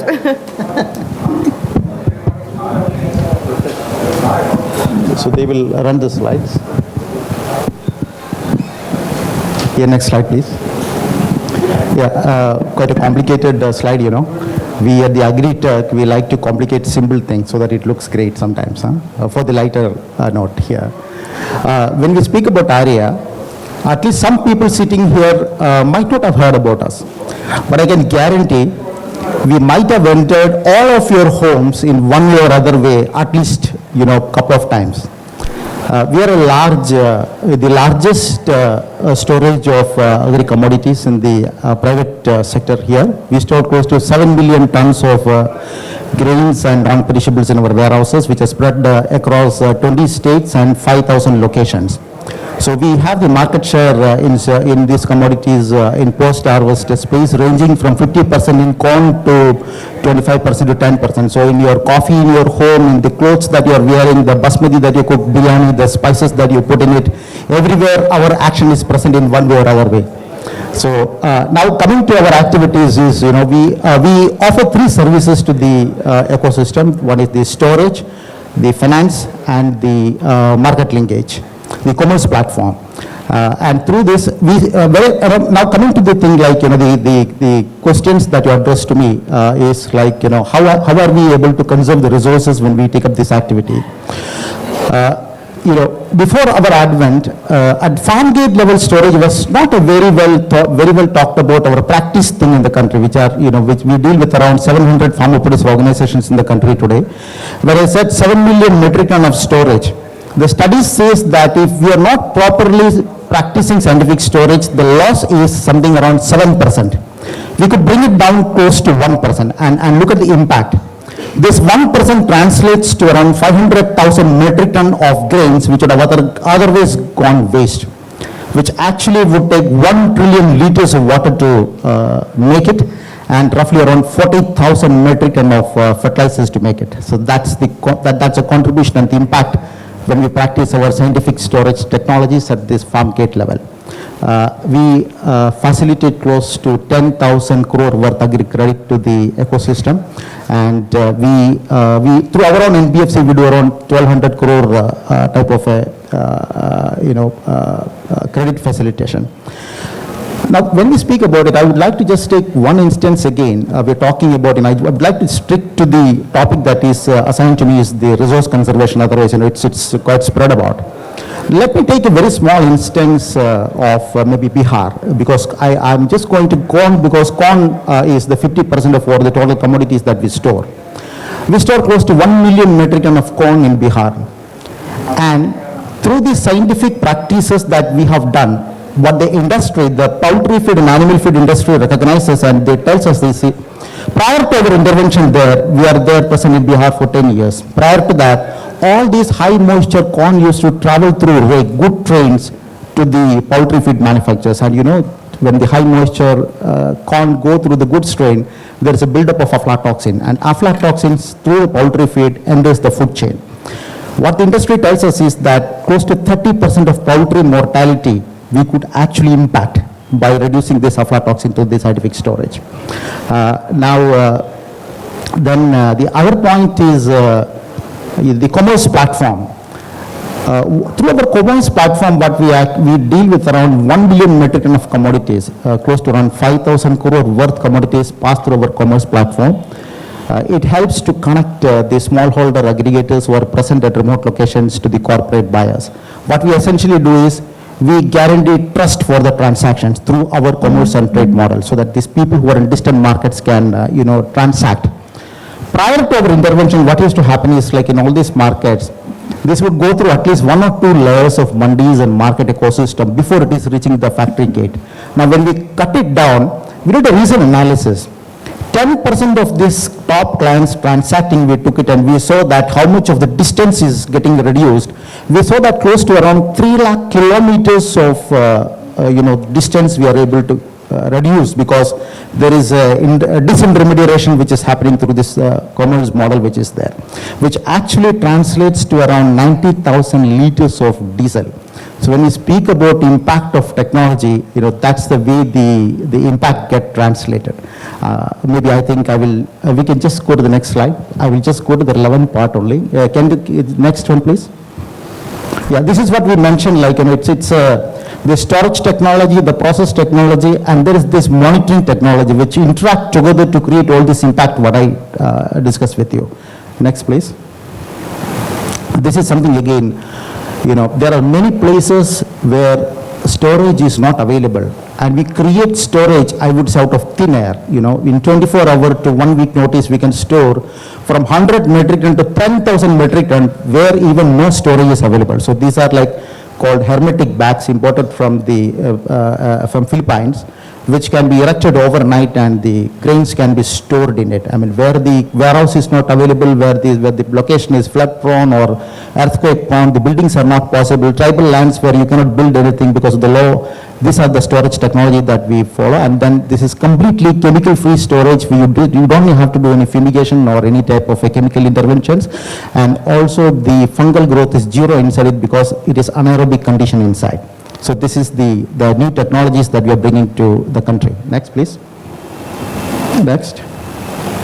Yeah, just stop here with this. The first part is, the other part is like all of these new age companies, we have also taken the digital ecosystem big time during the pandemic, and we have created our own one farmer app called Arya Shakti, and satellite monitoring company we purchased, and that's we call as our Prakshep suite of technology. So what we're trying to see is how can we take all these interventions monitorable to the last mile, to the farm level. That's what we are bringing in. Probably that I can cover the second question which is addressed to me. Thank you, madam. Thank you so much, Mr. Shenoy. This was very, very interesting. I just had a question. You mentioned about this, this brilliant shed which comes up at very short notice. This is, of course, innovation. But apart from this, are there any other innovation or innovative practices which are coming in resource management which can, in collateral management, which can help in better resource management, impacting sustainability, economic viability, which people who are involved in agriculture can be made aware, they can follow? Absolutely. I would, there are a host of technologies. I would like to mention just two things. One is, what we call as the area vision and blockchain, these two things. Blockchain is something what is, the infungible public ledger, so that we have just implemented the previous year. So with these two technologies, for example, I will tell you, with a lot of government interventions, we know that a lot of small godowns and warehouses are created across the country, right? In Maharashtra itself, you have a lot of such warehouses.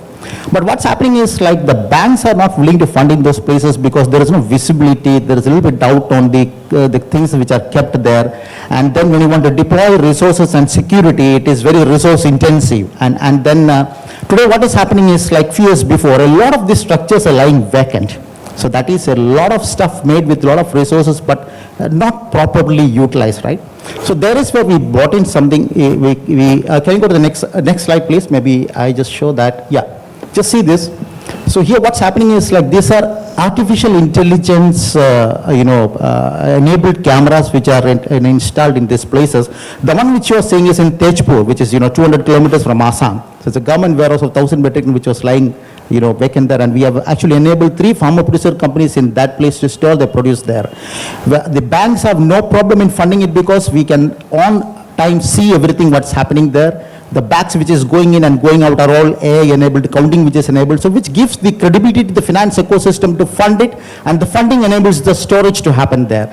So which otherwise the gains was not stored in the scientific practice, the finance was not reaching, the structure made with a lot of resources was lying probably not utilized, right? So this is how technology is impacting, and we are now taking it forward across the country.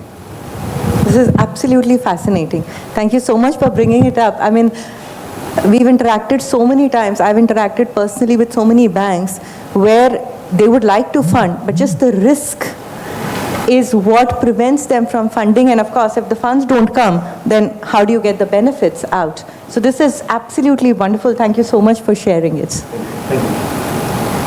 Mr. Shenoy, is there anything else that you would like to add? Otherwise, I'll move to Ms. Ashi for her presentation. So then, we are completing the rounds one by one. Yes. Okay. So now the next part was like, what is the new trend and what's the next horizon? So here is where we have heard sufficiently in the first time, like, what is more concerning for the food industry and this industry in general is the safety, sustainability and inclusive part. So that is where, we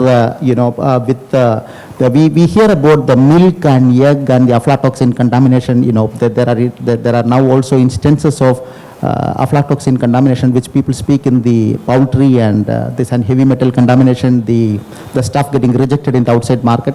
So here is where we are trying to establish this connectivity from farm to the farmer organization to the factory gate through this technology ecosystem. So through the satellite monitoring of practices at the farm, which can be verified by a third party through the Arya Shakti app, because everything is, ledgered there. If somebody wants to go and check what the activity has happened in the farm, it can be done. Because an irrigation done or an irrigation cut short is tracked by the satellite. So that's the technology ecosystem that we are furthering to see that the safety part and the sustainability part is taken care. And the third thing is making it more inclusive.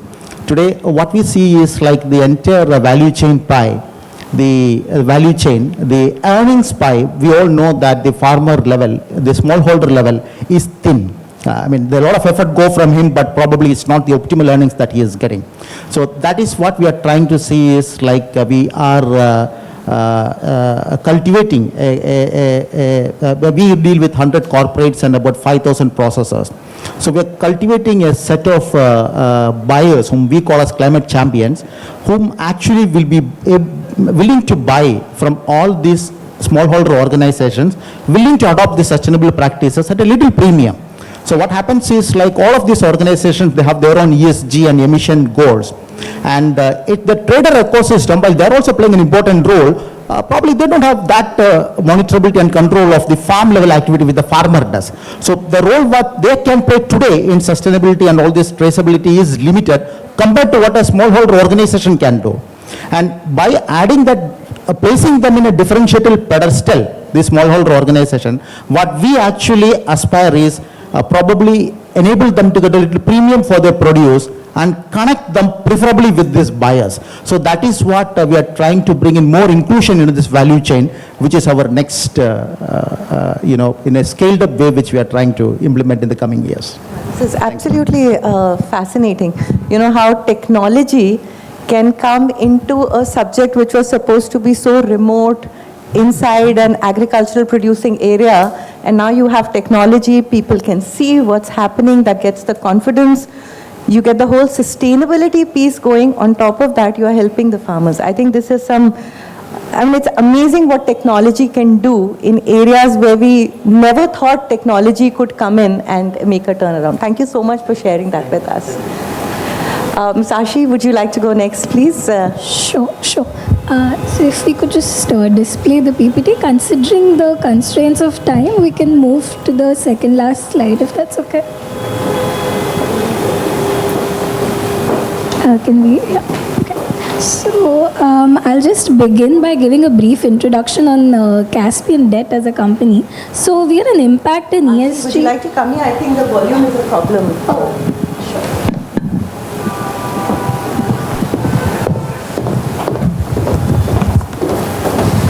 Yeah, is this better? Right, okay. We can move to a second last slide. We can keep that on. Right. So I'll just begin by talking a bit about Caspian Debt as a company. So we are an impact and ESG focused non-dilutive debt capital provider. We registered as an NBFC and our focus is on very heavy impact sectors. For example, of course, food and agriculture, which has been a focus sector for us since about 2015. We also focus on sectors like healthcare, women-led businesses, sanitation and hygiene, amongst others. And given that we are focused on the impact creating businesses, we also ourselves are pretty impact heavy in terms of the fact that I could give a few pointers. For example, we were the first NBFC signatory to part of a carbon accounting financials. Also, we're the first Indian fund to receive a 2x flagship status, which is gender inclusivity, if I have to say, or go into the details of that. And also we are a certified B Corp, where we are following all B Corp regulations that are required. Now what stands out for us is that most of the companies that we fund are either started by first generation entrepreneurs, which sort of gives them a financial inclusivity. Also, we fund a large number of negative PAT companies, which is a relatively untapped sector by, if I have to say, banks and other NBFCs. So we have a multitude of products, as mentioned here. We have term loans, we have various revolving credit limits, etc. as well, and our general size of the loan would be around 10 to 150 million. So that would be about the company per se. Now moving on to the topic, that is the impact of resource management on Indian agriculture, I would say that it's not something that can be looked at with a very silos sort of a perspective. It covers a lot of aspects. It's way beyond the farm, way beyond the fields. It involves livelihood of these farmers. It involves a number of factors like food security, environmental impacts. There's so many things to consider here. But if I have to talk about resource management in particular, I would say there are two tangents that I can divide this into. One would be natural resource management and one would be the financial resource management. Both of which have to work hand in hand for the entire industry to work. For example, we do have certain companies, for example, soil being one of the natural resources. We have companies that are working in turning fields that have been overexploited, overused, over-fertilized with chemicals, that are dedicated to converting this field into an entirely organic and sustainably grown crop. We also have companies working on concepts like soil carbon sequestration, which was also mentioned here, and our metrics, our data mentions that the number of carbon emissions reduced with these techniques is at least 3 to 4 times more than what EV sectors or sectors that are essentially towards into carbon emission reduction can do. So there's a lot that is happening in this space in terms of water as well. In such a panel, in such a crowd, I understand that a technique like drip irrigation seems like a very, very preliminary smart irrigation technique. But if I have to talk about the statistics of that very simple technique also, around 50% of the water that is used in production of whatever field, around 50% of that water gets conserved with drip irrigation, and the yield increases by around 40%. So such a small technique, but it has such a large impact. And then we have technology developing in all of these aspects, and it has been discussed a lot in the past few hours, so I wouldn't dwell a lot on that. But what I will dwell on is that all of these companies, for example, the companies providing tech solutions, companies providing input harvesting solutions to the smallholder farmers, we have all of these companies, including Bloomfield, on our portfolio. So we really wish to reach to the farmer. Of course, we are a corporate lending firm, so we cannot directly access the farmer, but we can definitely move to these companies, reach out to these companies who are working in this direction specifically. Another thing is that as a company, we do not look at agriculture in silos. We have aquaculture companies, we have horticulture companies, we have all sorts of, we have a larger definition of agriculture per se. Also, we do not look at this as a single industry. We also combine climate smart technology as a industry for food and agriculture businesses. So that would be about the company, and I would also like to just give a few metrics about how we have impacted the environment. So although yes, we do not have direct access to smallholder farmers, but through our companies, we have in the past year, we have reached out to at least 15 lakh smallholder farmers, reached a farmland of around 46 lakh acres of farmland. Also, we have generated employment in this sector to the tune of about 4,500 people, out of which around 20%, that's around 800, would be women. And also, it has been one of the focus sectors for Caspian, food and agriculture, has been one of the focus sectors for Caspian since 2015, and we wish to keep growing this as a segment. So anybody and everybody who would be interested in reaching out to me would also be of a great help. Thank you.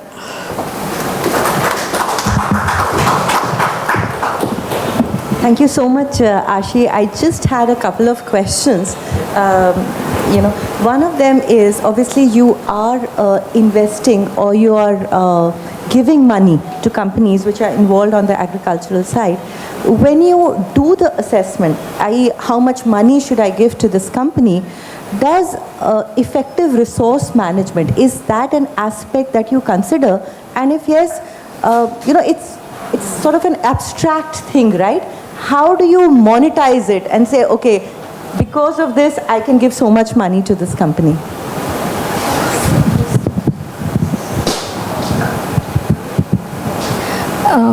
So actually, if I have to talk about sort of evaluation of the fact whether the company is doing the resource management or not, So ideally what we do is we assess the risks involved at two different levels.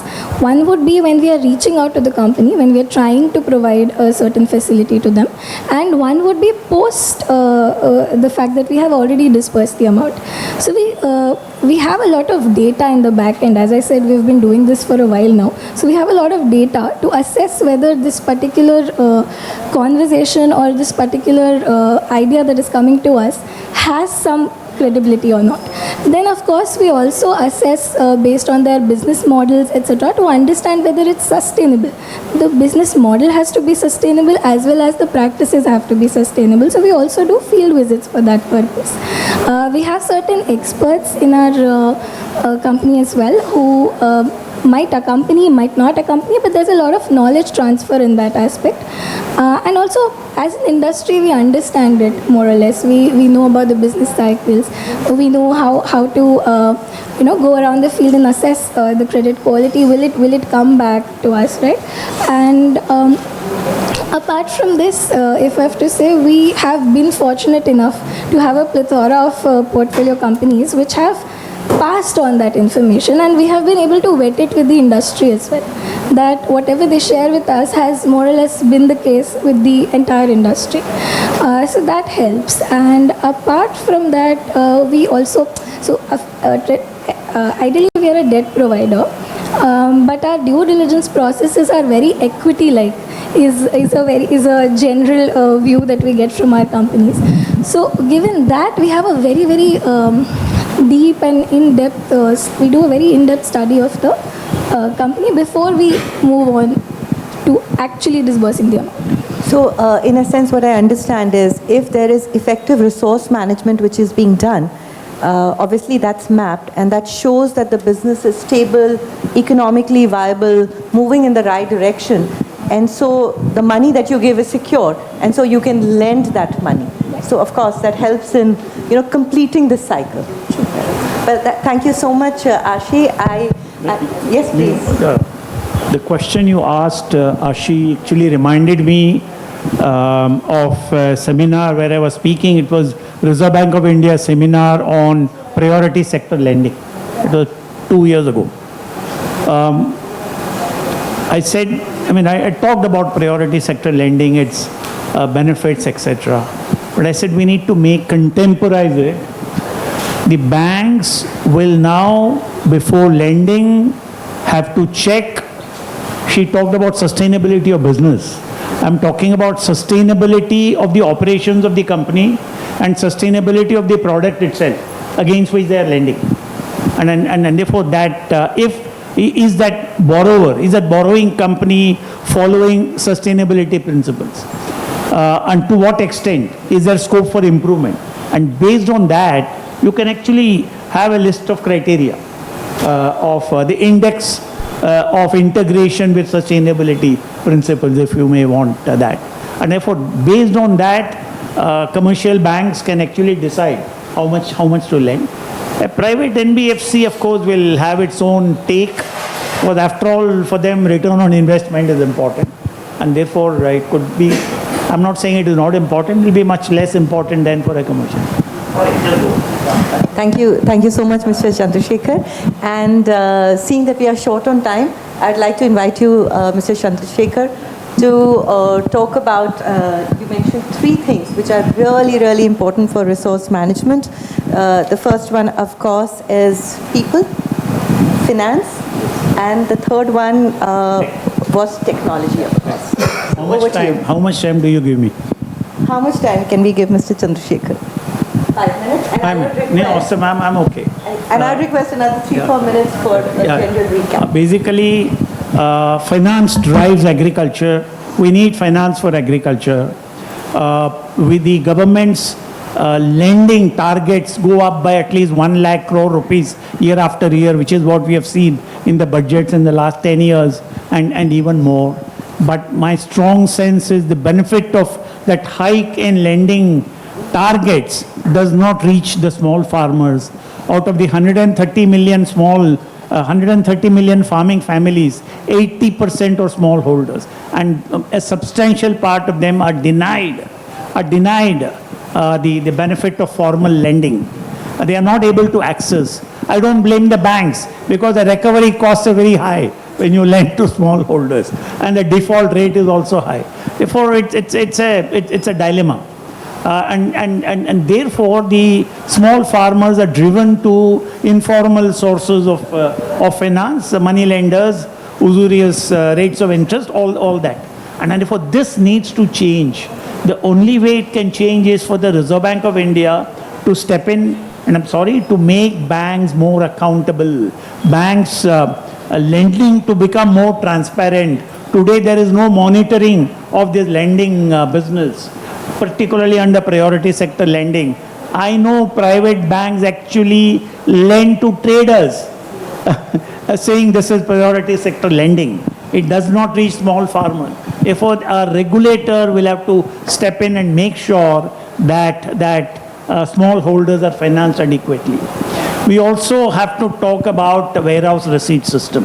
And I'm sure companies like Arya in warehousing, I'm sure he knows what a warehousing receipt is. We need to promote warehouse receipt system.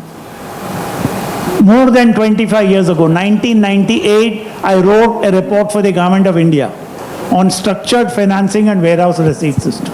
Okay, and it took very long years for the government to actually set up this warehouse authority and come up with a warehouse law, but it's working. But we need to promote this electronic warehouse receipt system, which will be fungible. And therefore, but a lot of work, awareness is required to be created. So that's on the funding part. If funding for farmers improves, their comfort level with agriculture will increase. The second one is technology. Multiple technologies are available. Fortunately, there is no regulatory oversight for technology infusion except for agriculture biotechnology. And that's a very sad story as far as our country is concerned. There has been no breakthrough in seed technology over the last so many years, whether it is in oil seeds or in pulses or even cotton for that matter. After countries have gone in cotton to Bolgard 6, I think we are stuck at 2. Are we? 2. That's it. And therefore, on all that is impacting our production, our productivity. And as I said in the earlier session, we are moving towards a serious demand-supply imbalance, and our import dependence is going to increase. Therefore, what is important is technological resources have to be modern. We need to upgrade them, and stewardship is required. We need to teach farmers. I'll give you a note on all that. I'll explain. I may not be able to explain at this point because there is no time. The third one you talked about was human resources. We have disguised unemployment. Large number of farmers sitting on farm, but they have almost zero productivity. If say in a 1 acre farm, we need 3 people as an example, there are actually 5 people supposed to be working. Those 2 are actually redundant, and those 2 are unemployed in a disguised manner. And therefore, we need to embark on a skill development program to get that extra people out of farm into the manufacturing sector, into the services sector, which is where skill development comes in. The fourth one is material resources, which will be obviously farm-related infrastructure and inputs, seeds, fertilizers, agrochemicals, etc., which is also where we need adequate resource management.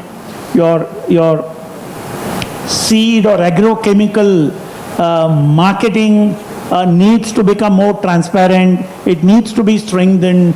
Farmers don't know what is the quality of seed they are getting. They don't know whether they are paying the right price. Agrochemical, they are not even aware how many sprays they need to give. If a crop needs 3 sprays, he is encouraged to give 6 or 7 or 8 sprays just because the agrochemical company wants to increase their sales. Therefore, these are on-ground issues. Who will solve this problem? I believe there is a great opportunity for agriculture universities and Krishi Vigyan Kendras to come together and educate the farmers. Very large number of farmers. I think I'll stop here. Thank you. Finally, education, awareness, training, capacity building. This is what is required in our country. Therefore, we can't throw or leave the farmers at the mercy of the markets. Markets are unforgiving. Markets are cruel. Markets don't forgive anybody if you make a mistake. The farmers, we need to build capacity among the farmers to be able to withstand market volatility, to be able to withstand the adverse effects of climate change. And I think we are not doing anything to build capacity. Thank you, Mr. Chandrasekhar. Very, very insightful items that you've pointed out. You've mentioned a number of things which are very relevant, which need to be done. But if I were to just sum up and say maybe what are those one or two key strategies that need to be employed for better resource management to see the impact both in the short term as well as the medium term, what would you suggest? Shall I tell you something very bluntly? Don't mistake me. The people always ask, tell me one single step that will solve our problem. I'm sorry, there is no single step which will solve the problems of Indian agriculture. We need to move rapidly in multiple different directions simultaneously. Because every single aspect is important. The soil is important, water is important, other inputs are important, bank credit is important, agronomy is important. And therefore, there is no one-step solution or single-step solution or even a handful of solutions. There are multiple things we need to do and all simultaneously. If you walk, you can walk in only one direction.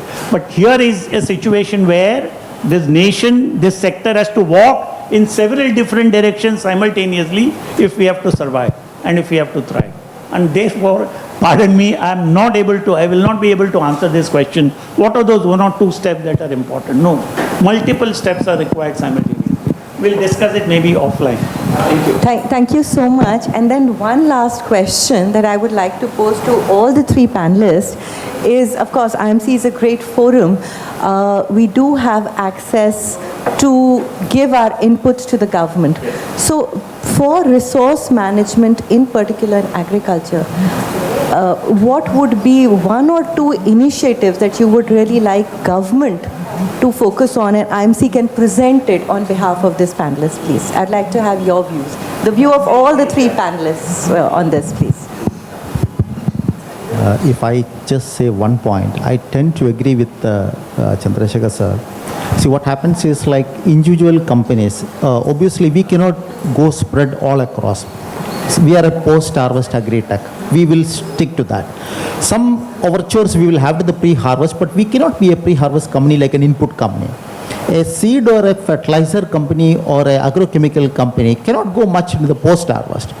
Now what happens is the answer to what you told is there is a greater coordination and collaboration required by all the people there, by all the companies.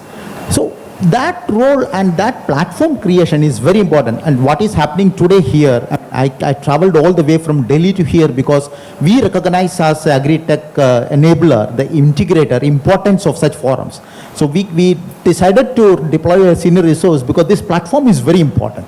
So this role can be played only by the government, because what happens is platforms like us, we can invite and people can tend to come or not to come, but the government always has the baton with them.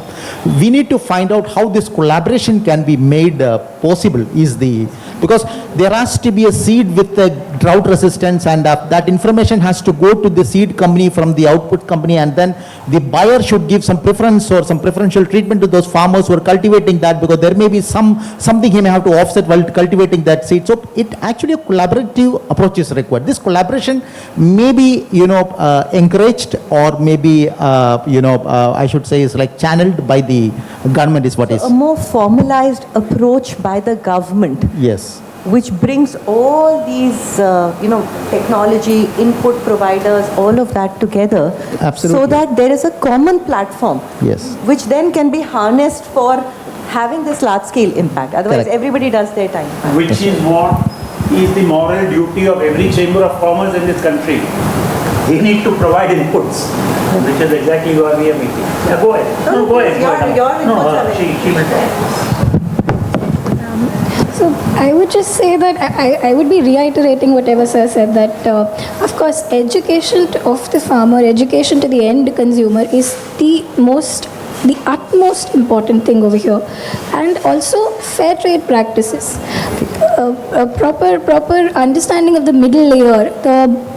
The middle layer, probably, if I given a choice, I would say that they should actually not be there, or at least they should be there for the farmer majorly.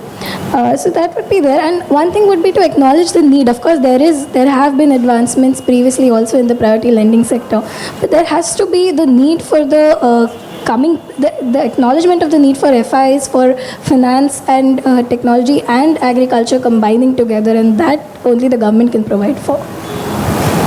Well, thank you so much. I think it's been a very, very insightful I have a point to make. Yeah, thanks. I mean, you didn't ask me, but it's okay. No, I don't know. I want to, with a little bit of immodesty, I want to say 6 mantras, okay? This is not everything, but very substantially important. Strengthen input delivery system and optimize its usage. I'll share with you. It's all top of mind. And optimize its usage. Expand irrigation facilities and regulate water usage. Third, encourage adoption of pre-harvest and post-harvest technologies.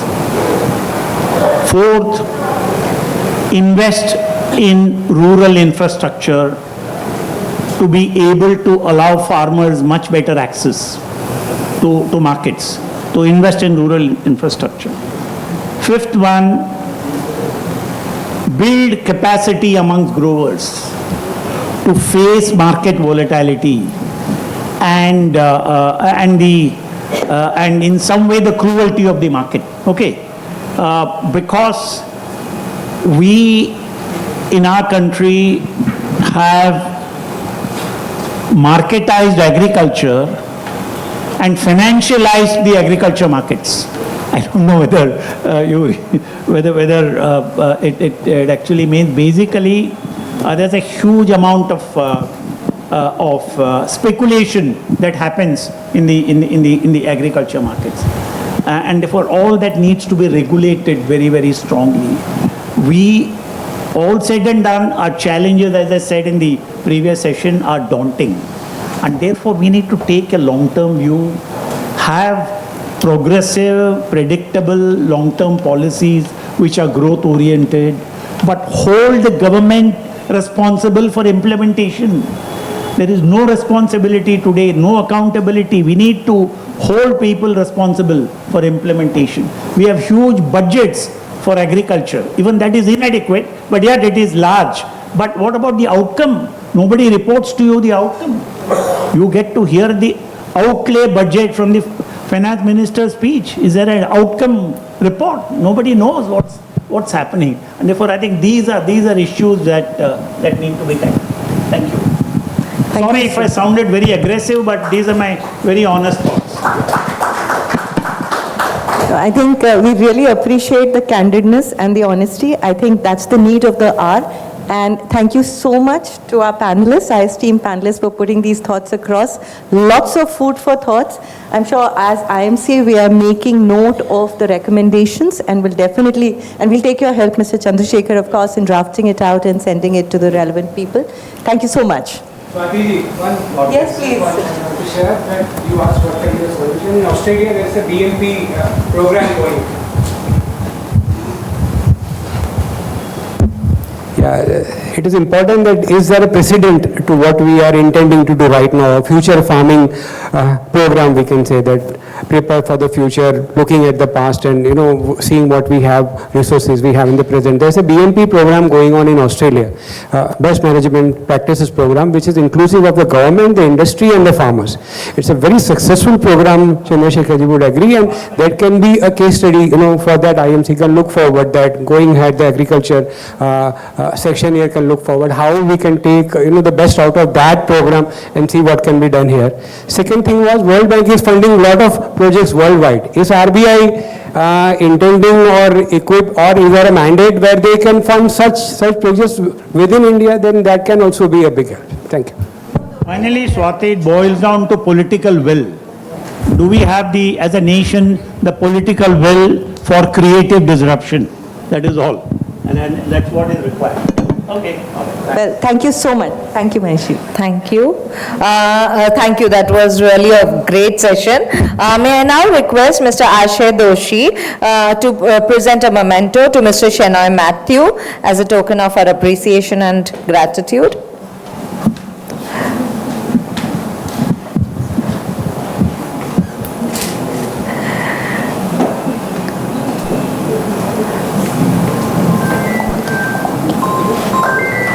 May I request Mr. Ashay Doshi to present a memento to Ms. Ashi Atre as a token of our appreciation and gratitude.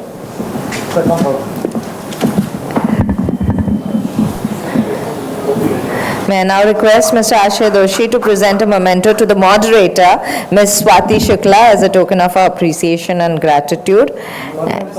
I'll skip you. I'll skip you. Yeah, he's already got it. So now may I request all of y'all to stand for a group photo.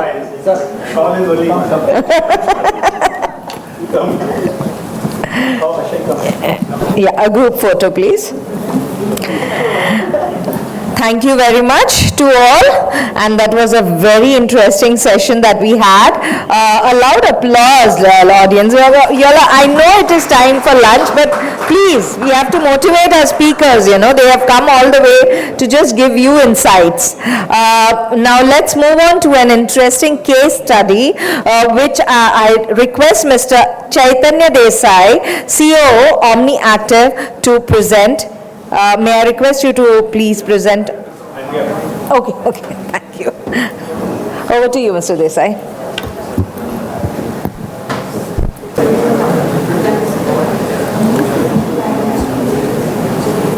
Good afternoon. Am I audible? Thank you.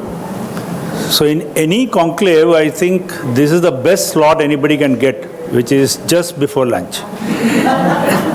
And if I look at into the cricket parlance, if you come in the first slot, you don't know how the pitch is going to behave.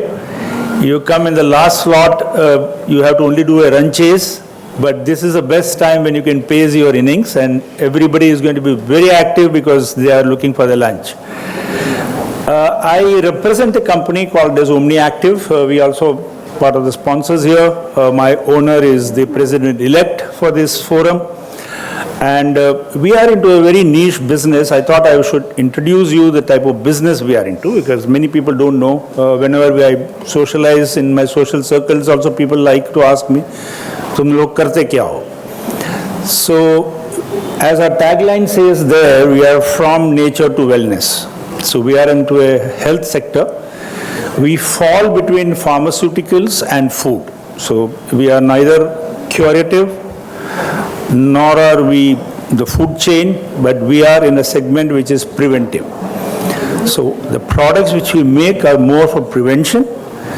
In the health sector, we do have health, human health, we have the pet health, and so on and so forth. So this is the segment we represent. It's a long value chain. I am going to spend more time on the agriculture supply chain, because our company is also a chota packet with a bada dhamaka. Because we do bit of everything. A lot of things which are spoken in the morning are also something which we are already into. So let me start without wasting time, because Jayashree has given me 10 minutes. For us, all of you come from different sectors. Your cornerstones are different. For us, the cornerstone still remains seed. So that's the starting point for us to do a good crop. Weather, which has become a villain these days. Farmer practices are there, but we get mainly small and marginal farmers to do our crop. We don't get into any organized sector. The prices, because there is always a competitive crop, the farmer has a choice to decide whether he should do or not. Giving the right seed does not solve the problem unless we get a proper active ingredients, because we look for once I take the crops, I'll tell you what is that we are looking for. There is a massive working capital. Companies like Arya can be, I would like to meet them over lunch to understand how they can help us in getting the working capital burden removed or at least reduced. And there are crop losses. So these are the cornerstones. What is Omni's agriculture model? We borrow from those, but we have something which is very unique in the way in which we do. So we do seed development because we do marigold cultivation, which is a flower, most of you know. And we also do paprika cultivation, which is a fruit, which is but very unique. These are not the regular chili families. They come from a different family. Now, there are no big companies interested in doing seed research. And seed has to be improved every year, or at least every 2 to 3 years to be relevant. So we have our own seed research center, very small niche, in a very small piece of land, about 7 acres, outskirts of Bangalore. So this is one thing which we have as an USP for us, because we need only one variety of marigold out of some 10,000 varieties of marigold. So seed becomes the deal maker or a deal breaker in this business. We do contract farming. People were encouraging that contract farming is the way to go for cotton industry and other industries. We do this. We do this for last 20 years. And we work with farmers in the range of about 18 to 20,000 farmers. The reason being, when I go to the next slide, I'll show the acreage on which we do cultivation. But we get small and marginal farmers, so the average land holding of a farmer for us is less than an acre. And that's how our numbers look so big. We give 100% credit to the farmers because these farmers get no credit from anywhere. So the entire input credit, right from seed to fertilizers, to chemicals, to consumables, everything is given by us upfront as a front loading for the farmer to take this crop. We also have an agri-extension team which trains the farmers, because our farmer retention or repeat farmers is not more than 40-50%. So every year we get new 50% of the farmers who have to be trained. So we have a very big agri-extension team which trains the farmers. Our crops are 100% underwritten. What I mean by that is, on an average, a farmer per acre is supposed to give us about 10 tons of flowers. He gives 2 tons, we take entire crop. If he gives 20 tons also, we take the entire crop. So the entire risk is with us. We underwrite whatever he produces, we take it. We compensate farmers. These days, we have to compensate them because there are massive crop losses just because of the climate changes. So that is another thing which we do to ensure that the farmers keep coming back to us. Then we compensate, we incentivize farmers who give better yields. So we compensate when they are having bad years. We incentivize them also when they give above average yields by following good agriculture practices. We also do a lot of CSR work, which I'll cover a little later, by conducting a lot of health camps for the farmers and their families and also for their animals. Our payments are, the stock markets are talking about T+1 as an aspiration. We are already T+1. The farmer delivers a flower today, he gets money in his account tomorrow morning latest. We have good amount of agri-tech support. It is little rudimentary because we are highly spread out. So to that extent, our reach is not there, but we still have 2 agri-tech involvement. One is we are on SAP, which is an entire ERP process. And second is we use an app which gives us 100% geotagging. So to that extent, we know which farmer we are dealing with, along with this entire KYC done. The entire cultivation progress is monitored by this app, and we can give our customers, because we are 100% export-oriented unit, by letter and spirit, because we don't have too much of consumption in this country. It's all exported and 70% goes to US. So they all want to know what is called a seed to shelf or farm to fork. So this is the tool which gives us that credibility with our customers and tell them that this is how we trace entire chain of custody. And our entire operation is digitized. Just to give you numbers, to give you a feel of what we do. So we do marigold cultivation, as I told you, about 15,000 acres on an average. We require about 60,000 tons of flowers. It's a short crop cycle, about 4 months on an average. And we pay farmers about 8 to 10 rupees per kilo for the flowers. You'll be also wondering that this same flower, when it reaches your home in the festival seasons, it's 200 rupees a kilo, but it is the scale at which we are able to do this, and the farmer also gets a good farm return. Paprika is another crop which we do. We do about 5,000 acres. It's a low yield and high cost, so it is 5,000 tons of dry pods is what we target every year, but we go as low as 2,000, as high as 8,000. It's an 8-month crop, and the cost per kilo of pod, dry pod is about 300 to 400 kilo. And this is how we are trying to work towards doubling the farmer's income.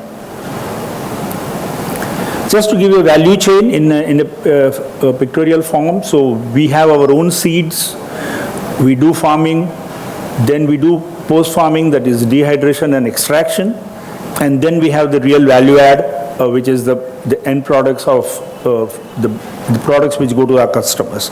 We are a B2B company, so we have customers and then we have consumers. You can see the amount of the volume reduction which is happening. From 500 tons of flowers, we get only 4.2 tons of yield. This is the value addition in terms of finance, but this is the amount of waste we generate, for which also I will be looking for help. If anybody here can help us, how to convert this waste, Manish ji, you can be of help to me to find out, because this is one crop. The second crop is far more inefficient in terms of waste, the efficiency management, and so on and so forth. This is our paprika, where we have same situation, our own seeds. We can see the crop. This paprika is a sweet pepper. It doesn't have, it's not having heat, and this is very unique. So now these two products, for the information of the audience here, goes into eye health. And for those of you who are not very familiar with this sector, there is a disease called as age-related macular degeneration, which is AMD, which is very prevalent in the developed countries. Body does not produce any of those carotenoids. There are not too many food which has those carotenoids. So marigold and paprika in a given combination is what gives you that. It is a orange pigment on your retina, which depletes with age and some food habits, and these days the depletion is much faster because of digital devices, because any oxidative reaction can degenerate the macula faster. So this is the only way in which you can rebuild your macula, and we run a campaign called as, our products are lutein and zeaxanthin, which are carotenoids. We run campaigns called as lutein for every age. So right from a pregnant mother to an aged person, everybody has to consume this if you want to delay AMD. So this is the application of our product. Just to give an idea how the crops move, so the typical season is March, April. We are in May. We have not been able to start cultivation because Karnataka has drought. This is the third year of drought, and all our seedlings, as you can see, the nursery is 16 to 20 days. Transplanting is not happening. It's all stuck this year. We don't know how the output is going to come. And then we have the season, the period where the crops stand up, they start delivering flowers. We have to do multiple pickings, so about 6 to 8 pickings have to be done. And this is, I'll do a little faster, ma'am, because it's very interesting and it will be good for people to know, as a member of IMC, what are we doing. And the last is harvesting, and that is where we harvest the produce. And these are the further downstream. If you can see this, the flowers go to a factory, they get dehydrated, there is a milling, palletizing, and then solvent extraction, which I'm not going to cover here because that is the downstream of agriculture. Similar for paprika, you can see we do protected cultivation. We are not doing too much of open cultivation because the crop is very fragile and it gets disturbed. And this is how, unlike marigold, when we do a factory drying, here we do sun drying, and that is how the paprika crop is done. Seed, there is enough I have spoken about this, but these are all the attributes we need in seed, and for a company of our size to do this, it requires a lot of courage, and that is where our founder is passionate about. I'll skip this. This is all we do to protect our crop, because our crops are niche. They cannot go for a normal cultivation. These are the tools we use for geotagging, and we are having cloud-based apps which gives you entire traceability right from the seed up to the finished product going to the customer. These are the type of outputs we get from these apps which we use. What are the challenges the farmers are facing today? I mean, a lot of this was covered, and Mr. Chandrasekhar was very vociferous in what he was talking about, but we have everything here. We have extreme climate conditions. There is a labor shortage. I'm not able to understand why there is a redundant farmer. All farmers are having issues because of industries coming up in and around agriculture, and the farm laborers are all going for industry. Nobody wants to work here. Most of the farmers we work with, their children are not interested in farming. Then we have the disease, which is evolving. Every 3 years, you get new diseases. For us, the largest problem is fragmented landholding. We are not able to get any mechanization, anything which can be implemented here, because it's 1 acre here, half acre here, another there. So it's not working. Soil is getting contaminated because of industries being around. The groundwater is in bad shape. And there is massive water depletion. Corporates, these are the challenges we have, that large corporates are not interested in seed research. Skilled manpower is not available so easily. High working capital is the need of this. Bank funding is not easy because the collaterals are not acceptable to them. Manufacturing facilities are not closer to cultivation, so there is too much of transportation we do. Environmental concerns because of in the vicinity in which we operate. Traceability is increasing by the day, and regulations are becoming another point, like National Biodiversity Act, which has just come in. It comes in the way of our activity.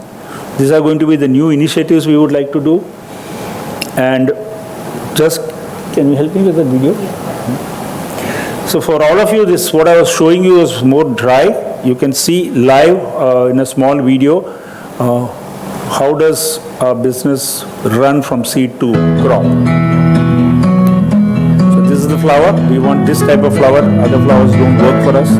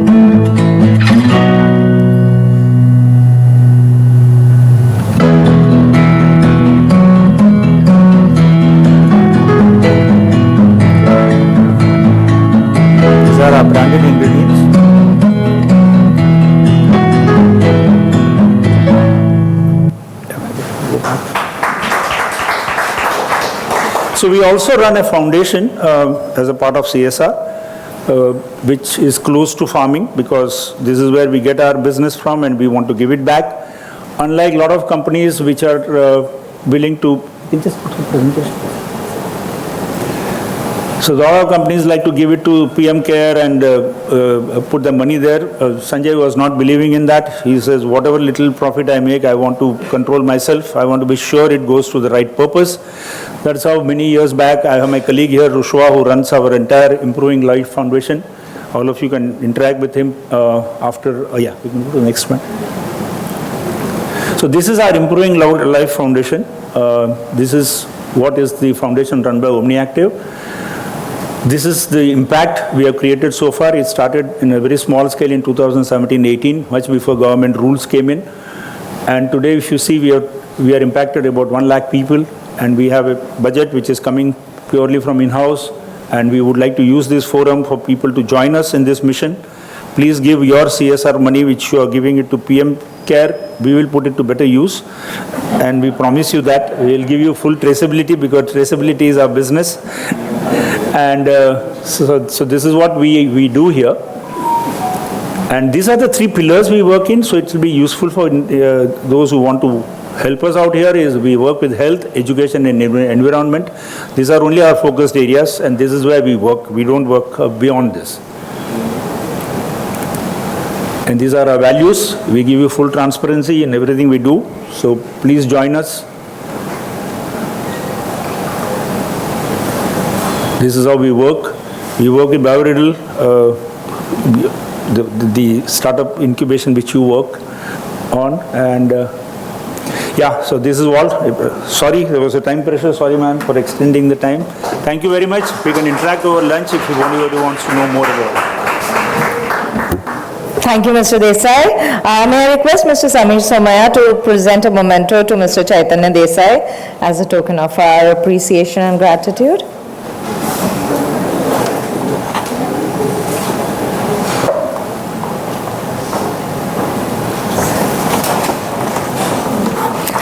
Ladies and gentlemen, we now break for lunch.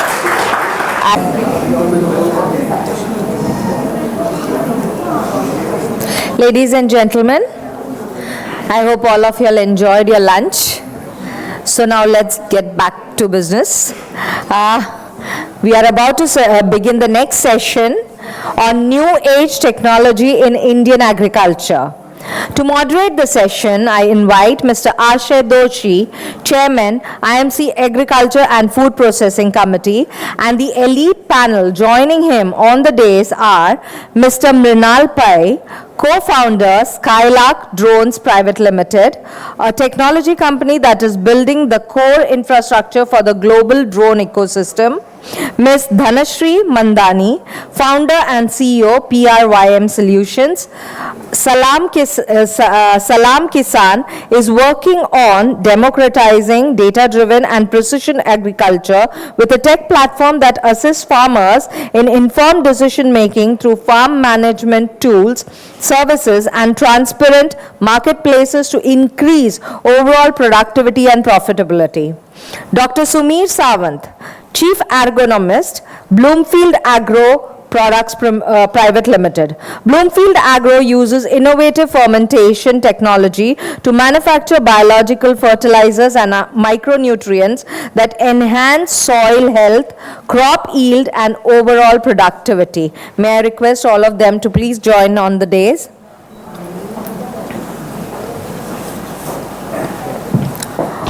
Over to you, Ashay.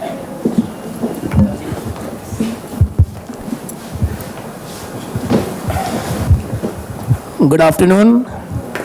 Hope everyone had a good lunch. Sorry we had to close it a little early because food was delicious, but I think this final panel for our session today will be even more interesting because we're going to talk about the new age innovative technologies that we've been talking about since the start of the conclave today. And to set this session up, our first sessions focused on R&D, the ground level research at BARC, etc. The second session focused on resource management, financing, and post-harvest solutions. Now we move into the new, lack of a better word, like the sexy part of ag tech these days, drone applications, satellite monitoring technologies, input solutions that are using nanotechnology and other forward-looking technologies to increase yield, productivity, and improve overall farmer benefits. So with us on the panel, as Shelby has introduced, is Mr. Mrinal Pai of Skylark Drones, and Dhanashri of Prime Technologies, and Dr. Sawant.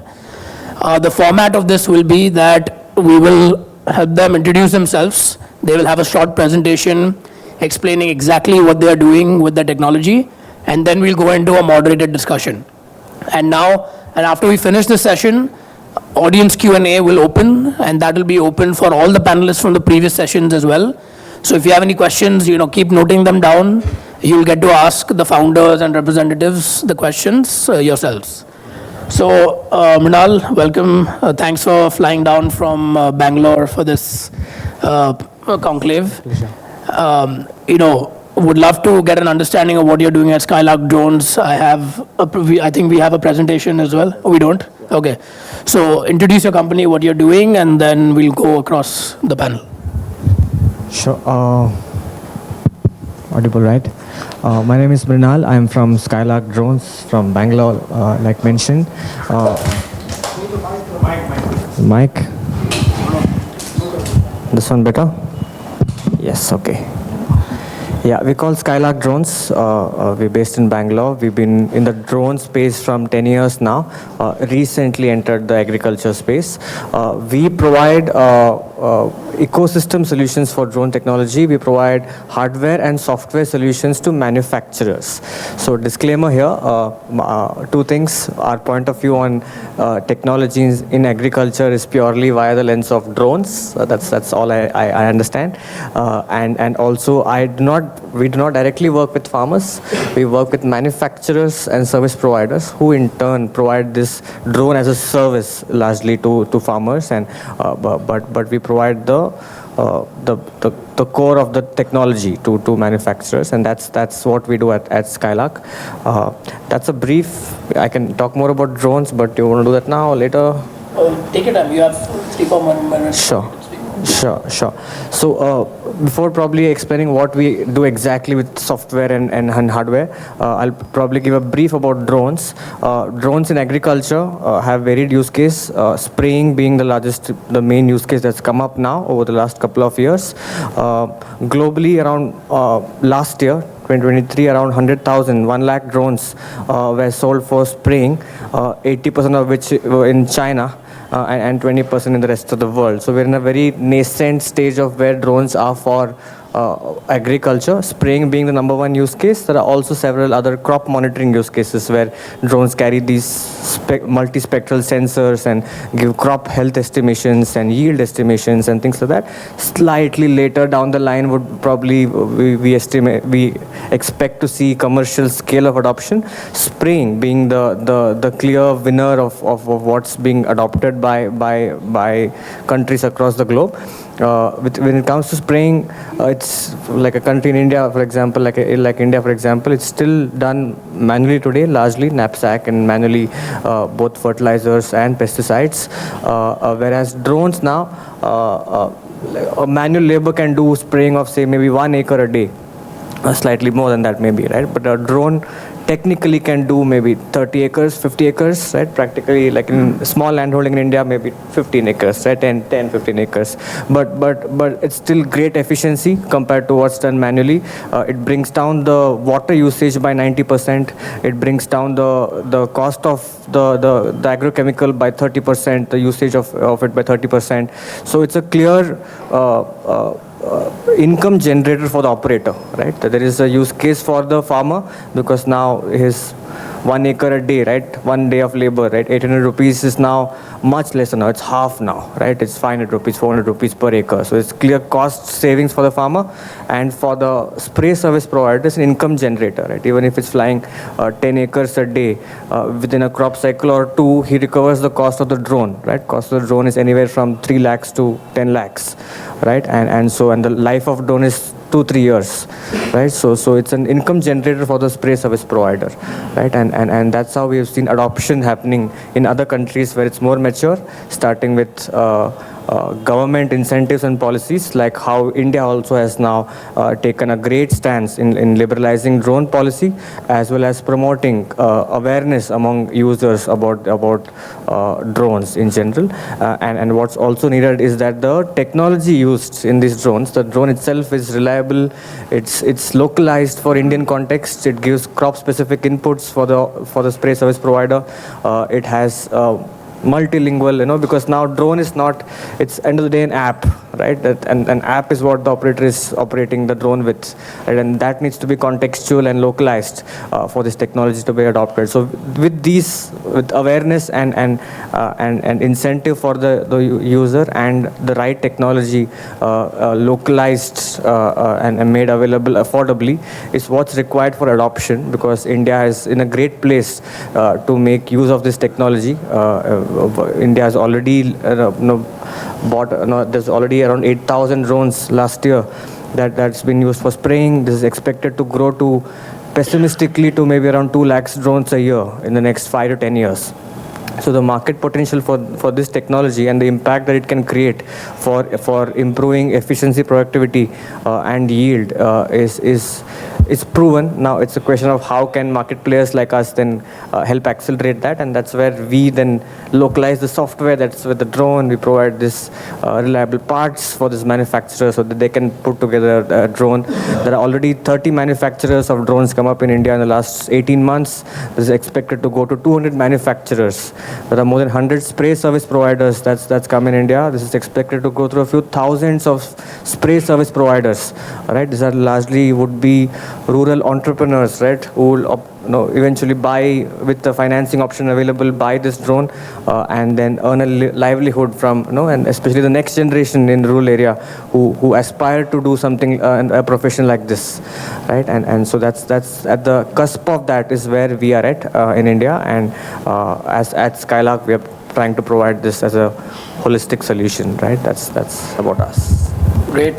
I think that was the one point you mentioned that was interesting was about the cost saving plus ROI and recovery of cost, because any technology adoption in India, it's rare to find someone looking at the ROI first. It's always cost first. So if you're providing a solution, providing a roadmap to recover costs and then reap the benefit, that is very interesting.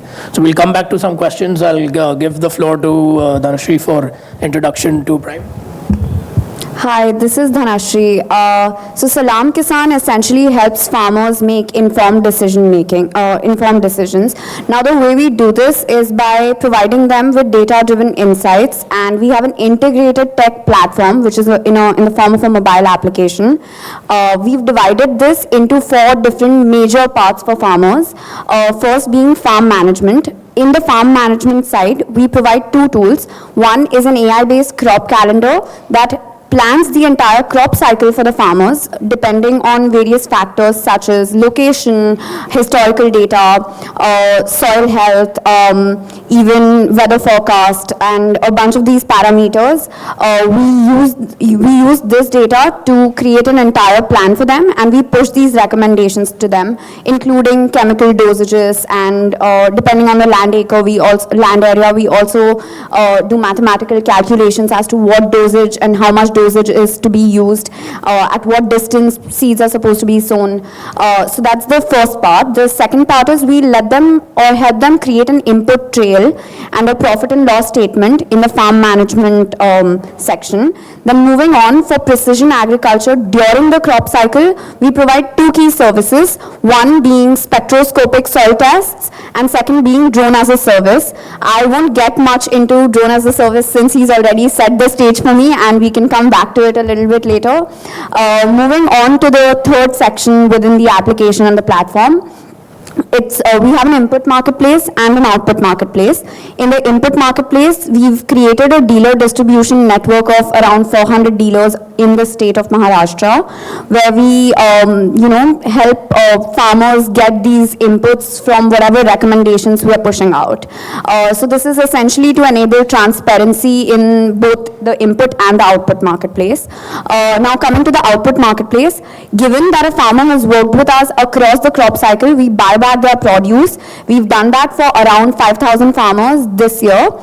We've majorly worked in soybean, cotton and tur, where we procured around 30,000 quintal of soybean and we sold it to institutional partners such as solvent plants. We're looking to work more on the output traceability side.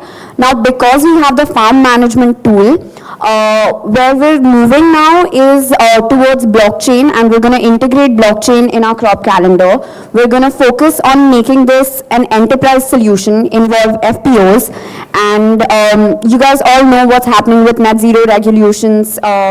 EU wants to go net zero by 2030. India has made declarations of net zero by 2075 and is actually targeting 2050.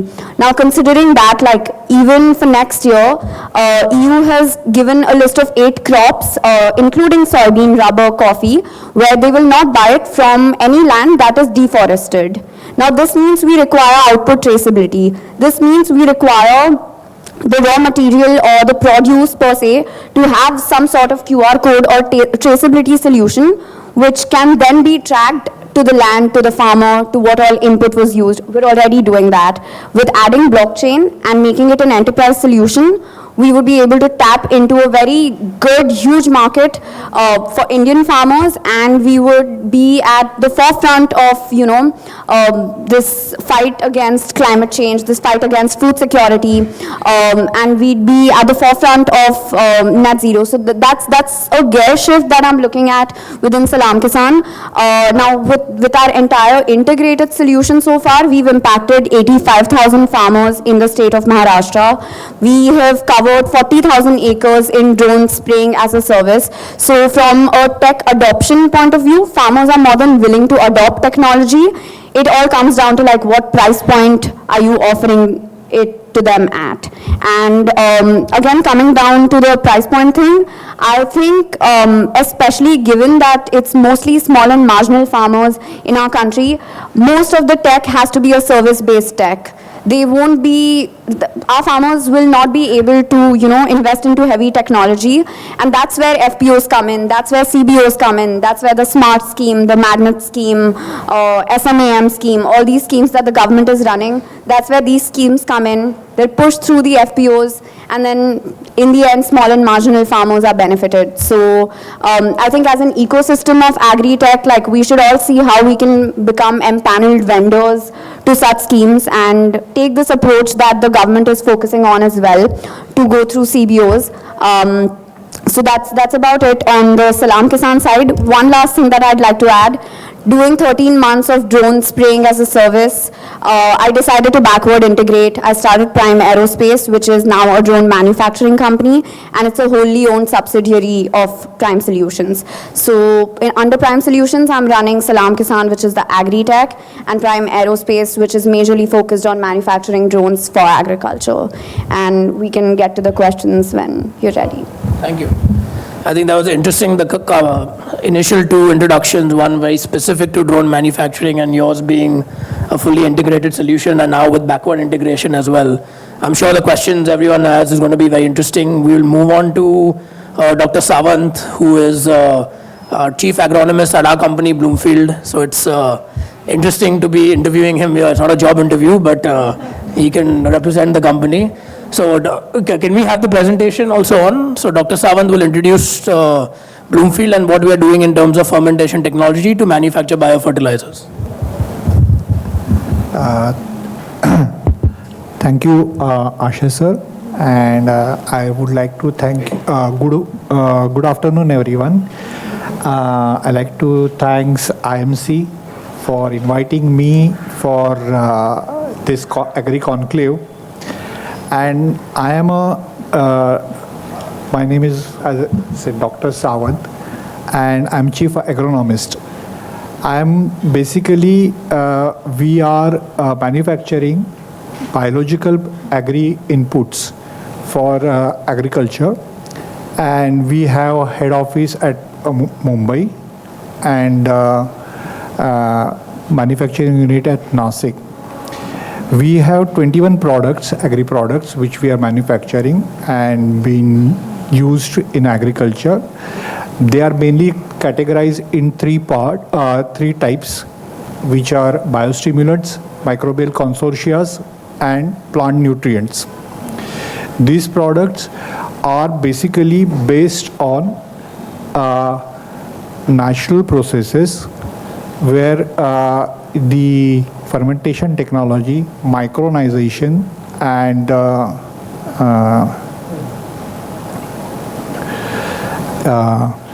cold press is being used, and later on they are subjected to co-cultivation with the microbial organisms, due to which the desired quality of the product improves. So this is how we manufacture the product. And this product, when you used in the soil or in the foliar application, it's not only improves the microbial load, microbial health of the soil, as well as improves the bioavailability of the plant nutrients to the plant. third most of the important thing is it reduces the stress created by any abiotic or biotic factors. Abiotic is the environment, or it will be like a soil or excess heat, anything.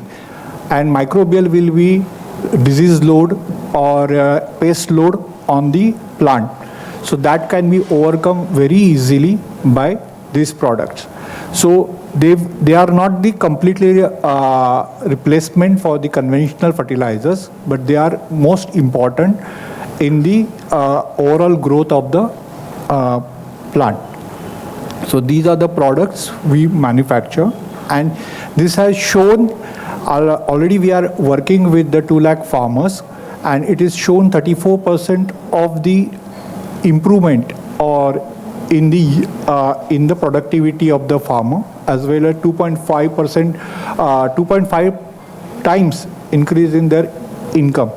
So what we are doing actually is trying to improve or try to integrate into biogeochemical cycle of the agriculture with these products. Thank you. Thanks for the introduction to all three. I think it displays a vast array of new agri-technologies, and the founders and the representatives have spoken about their implementation.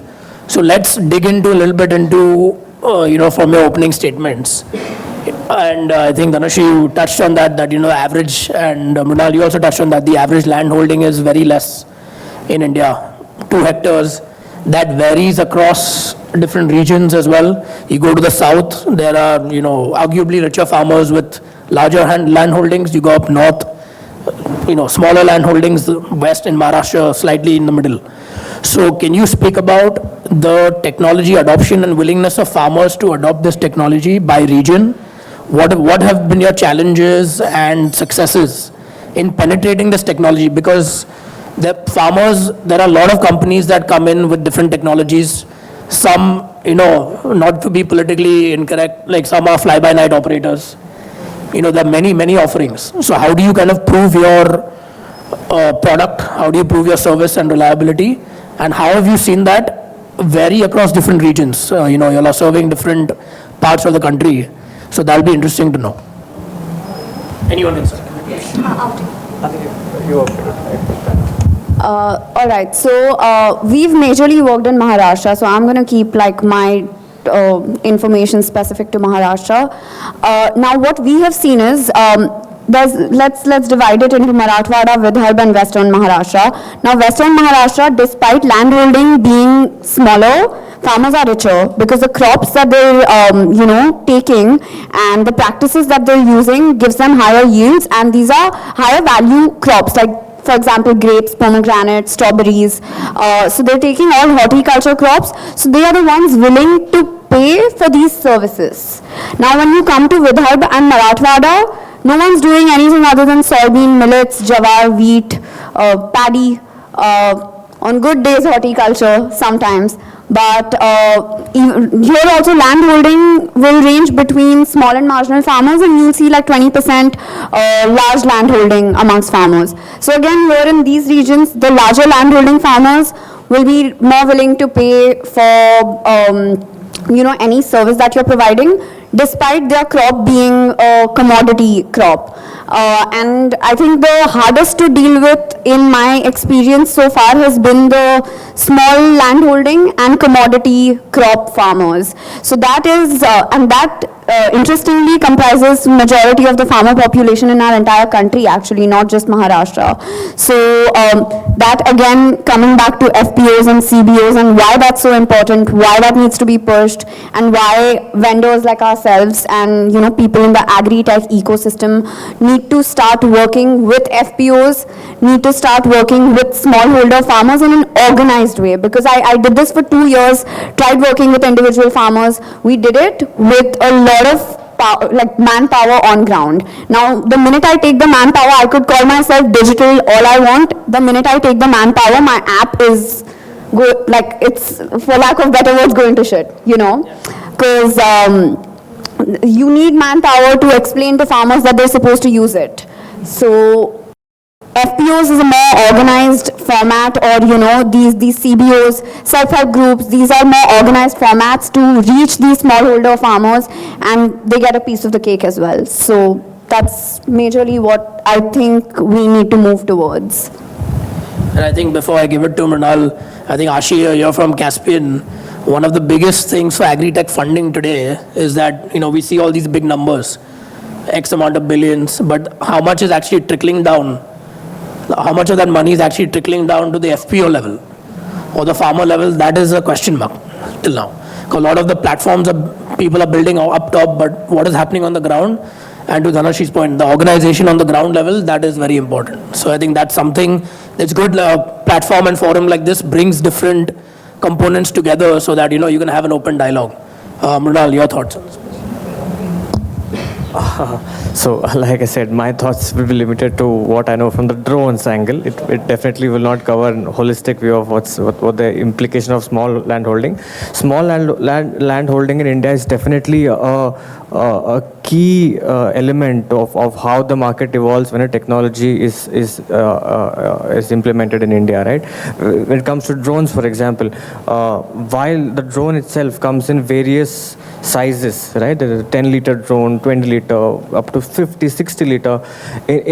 While other countries, the 30-liter and above is what's used because they can spray more with it, they can earn more with it. In India, even if the drone has that capability and that capacity, somebody needs to travel a half acre here, go 1 acre somewhere else, right? And so we see the 10-liter being used in India, right? And this drone needs to be fit on a bike, right? Because now this guy is traveling at the lowest cost possible, and it has to go through, so it can be mounted on a car, so it fit on a bike. So technology also takes its form and shape given the land holding, pattern in India, right? That's my limited view. And what were the challenges in, convincing your first set of buyers and farmers to use your technology? Yeah, so where in the adoption cycle of where drones are, specifically with respect to where they stand right now, it's still not reached individual adoption yet, right? Even if it's priced 3 lakhs, it's not affordable, right? And subsidies, like we were discussing, it's not really made easily available today. So and real adoption only happens when that individual has an option of financing option to really be able to purchase this and able to generate income out of this. We have not reached that scale yet, that point in the adoption cycle yet. So where we are with respect to drones is where the government funding matters, right? The state and central purchases of these drones matter. Large spray service providers who themselves operate a fleet of 10, 50, 100 drones, they matter. So because what is needed right now is also awareness.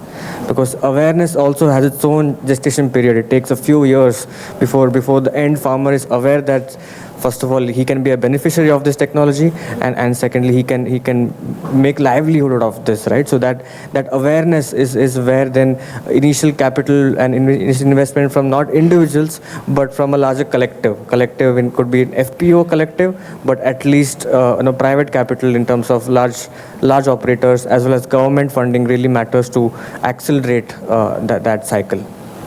Great. And Dr. Sawant, your experience, we've done a lot of projects across the country, so.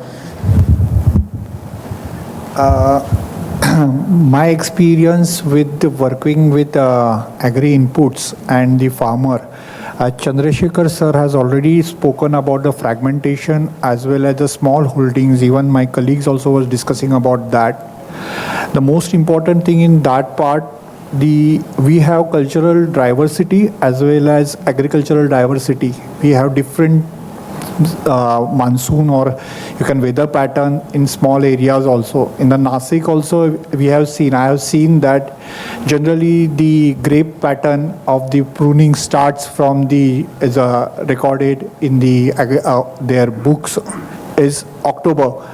But there is one particular place, Karban, near to the Satpura range. It starts in the July.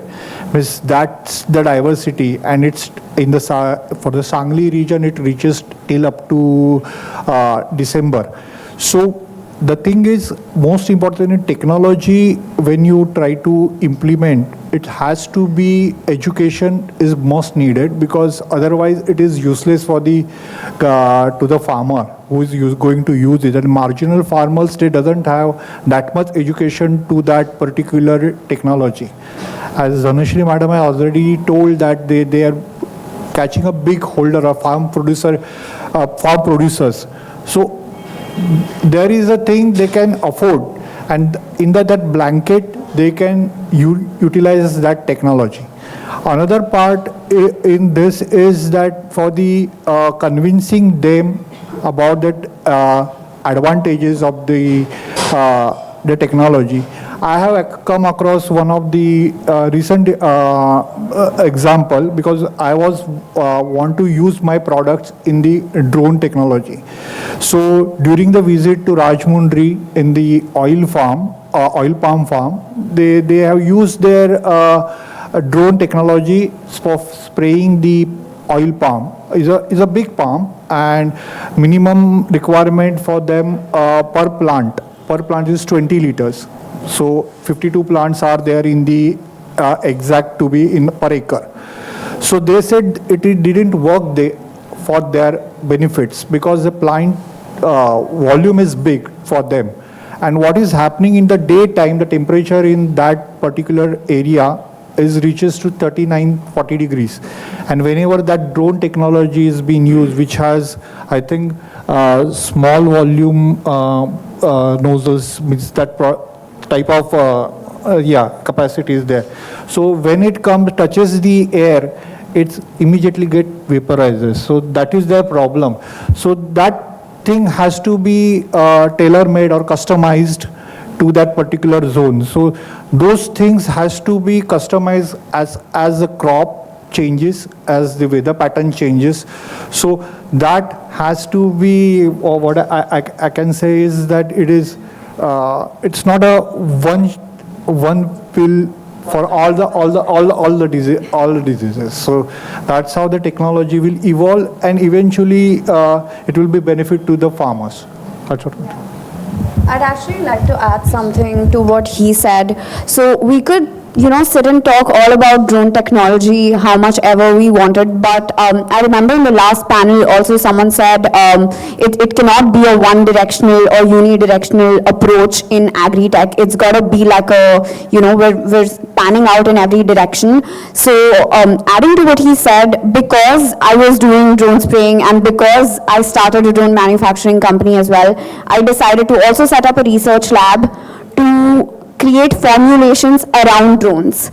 So what now we're working on, I have around 30 active research plots across Maharashtra where we are purely working on PGR products, micronutrients, and pesticides and insecticides only for drone application. So for a 10 liter and a 15 liter drone tank, you've got to take care of things like how much it's going to settle into the tank, how water soluble is it, how it's going to react with the nozzles that you're using when manufacturing the drone versus the chemical that you're using. Also, all the traditional spraying, which is the 150 liter spraying pump, all the input manufacturers today give their advisory and their directions of usage according to a 150 liter pump. No one has given any direction or standard operating practices around a 10 liter or a 15 liter. So it was up to us when we were doing all of this, it was up to us to decide how much to put. We've experimented so much where we've reduced the product usage by 30% somewhere, by 50%, just looking at the product. So I had to keep agronomists on ground with my pilots on call all the time to understand how much dosage we're supposed to put in the tank. So given that, now we're focusing on this thing where we increase the concentration, decrease the formulation, and decrease the packaging size, where we're making it in ampules and injections that can just be pumped, or even sachets that can just be pumped into the tank and it dissolves and then can be used for spraying. So it's a field of research. We don't know where it's going to go, but I was like, somebody needs to look into this and I may as well try. So that's great. So I think that both of you raise really important points about customization and tailoring solutions based on the crop and specific region. So Dhanashree, if you don't mind me asking, obviously you all are investing deep into vertical as well as backward integration. What kind of investments are required for this level of backward integration and vertical integration, and where can a platform like IMC, when we have financiers as well as policy makers around us, what is the coordination or centralization that is needed to give this project a success? Because for me this is a learning, right? I didn't know that this kind of research was going on, where you are having research plots specifically tailored for drone applications. Like when we go to farms, we are, like you said, we are giving guidelines 1 liter per acre or 1 liter for 200 liters of water, but that does not apply to drones. So what is that level of infrastructure and investment needed to make something like this happen? And because we are thinking of scale now, right? Like Mrinal said, we are looking at 8,000 drones last year, now 2 lakh drones in 5 or 10 years. So what is that infrastructure and backbone needed for this? So as of now, we are completely bootstrapped. It's been 2 years since I've been running Salam Kisan and 3 months since I started the aerospace company, but almost a year of research in drones as well. So it's worked out for me in Maharashtra being bootstrapped. But if I wanted to go pan-India, I can't do that. I saw one of your questions that you sent out as to, what it takes to be successful in agriculture for services. And the instant, the answer to that was deep pockets for me, because if you don't have deep pockets, you're not going to scale. If you don't have deep pockets, you're not going to penetrate. That's my brutal, honest answer to what you require to succeed as a service-based business in agriculture. But apart from that, from an infrastructure and government and policy framework perspective, I was in Pune day before yesterday. I sat outside, I don't want to name people and things and places, but I sat outside a government office for 3.5 hours for some subsidy related work. So, these are the things, this is the harsh reality on ground. This is what you have to technically go through. There are multiple schemes, multiple policies. The government has announced a lot of things. Somebody said in the last panel, we need to hold the government accountable, and people like us actually need to be more aware, apply for these things. I won't say that these things are not in order. They are. These things have been announced. 3 schemes that I would actually like to highlight that I'm personally trying to empanel Salam Kisan and Prime Aerospace on is SMART, SMART, which is specifically for FPOs. Now, this is funded by the World Bank, and they have 2 components. One is anything related to infrastructure development for FPOs, they will fund 60% of it. And the second component is any innovative technology for FPOs, they will fund 60% of that. So drones, innovative technology for FPOs, software solutions, innovative technology for FPOs, even the collateral, ARIA collateral spoke a great deal about resource management. So the smart projects are also funding these warehousing requirements for FPOs and CBOs. The other scheme is Magnet, which is relatively new. I think they fund about 50% of any. There's 18 categories of technologies, and in these 18 categories, the government is ready to fund any of these for FPOs. Now, the real issue is finding FPOs having the financial, understanding and the books being done. The government also requires 3 years of financial records, 3 years of business that the FPO did, revenue, track records, turnover. So this is where the problem is that most of us are facing to work with FPOs, because these guys come together, they make an FPO, the really small farmers don't know what to do with it, and the really big ones are only doing it because they want the money and the subsidies. So I think it's something that we can all solve together. Everyone needs to come together, and I know it sounds very la-la land, but it's required. Yeah. No, I think that's a great, and the good thing about this panel is that, we're just giving brutal truths. I think Mr. Chandrasekhar started with the brutal truths. We are continuing his philosophy.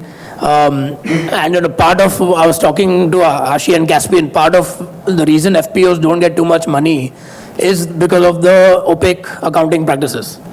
You don't know what the cash management is, we don't know, and it's a risky bet. So, Telling a farmer to run a business, they've never done it before. correct. So, a lot of different challenges. Mrunal, you want to comment on the infrastructure and the investment needed to scale something of your drone company, and then I'll move to Dr. Sawant. Yeah, so while agriculture is a nascent field for me, we've been in the drone space largely in enterprise segments across surveillance, surveying, construction, mining for last 10 years. What would have made us our journey, say, faster, right? If in hindsight, is for a new technology like us, right? We started in 2014 when we had to explain what drones were when we started talking, right? So a couple of things. One is policy itself, right? When we started, drones were banned for the first 5 years, and then we had a bad policy. Now we have some policy, but there is an import ban on drones, and you have to certify these drones, and that takes 12 months, 15 months. So policy, overall policy, it applies to agricultural things as well, but for a technology itself, right? The bottleneck is the policy and the technology itself is a problem. And second is awareness, right? How can the whole ecosystem come together to improve awareness? Is it only via government schemes? Can Chamber of Commerce do awareness activities? But awareness, how can we accelerate awareness? So these two things, solving across, I think, nuances across both these points is somewhere where is the solution on what we can do better, right? I think both of you have brought up great points on the awareness angle. Because again, personally also, I don't know how many schemes that are out there for startups and companies. Like when you're running a startup, every day is a fire, right? And to actually think about going outside and learning about these schemes or sitting outside an office for 3.5 hours requires a lot of time investment. So, maybe as Chamber of Commerce, we can do something more around awareness of these schemes for our companies as well as associates. And Dr. Sawant, any comment on the resources? Because like Dhanashree said, we are looking for deep pockets. So, problem. First of all, like to tell everyone, agriculture is not that easy. You require patience, first of all, and persistent, because you are dealing with the nature. In Kung Fu Panda, there is one very good statement that Oogway, the tortoise, was telling to his disciple, that when you sow the seed doesn't see the leaf, and leaf doesn't see the flower, and flower doesn't see the fruit. So that is a cycle in the nature. You cannot cross that cycle. You have to persistent, you have to be there. And after certain amount of time pass, the data is generated. That data is sellable. That's what I always tell to my boss, that is Ashish sir, that the data is very important. And when we have to be persistent as a technology, we have to be there. We have to be there.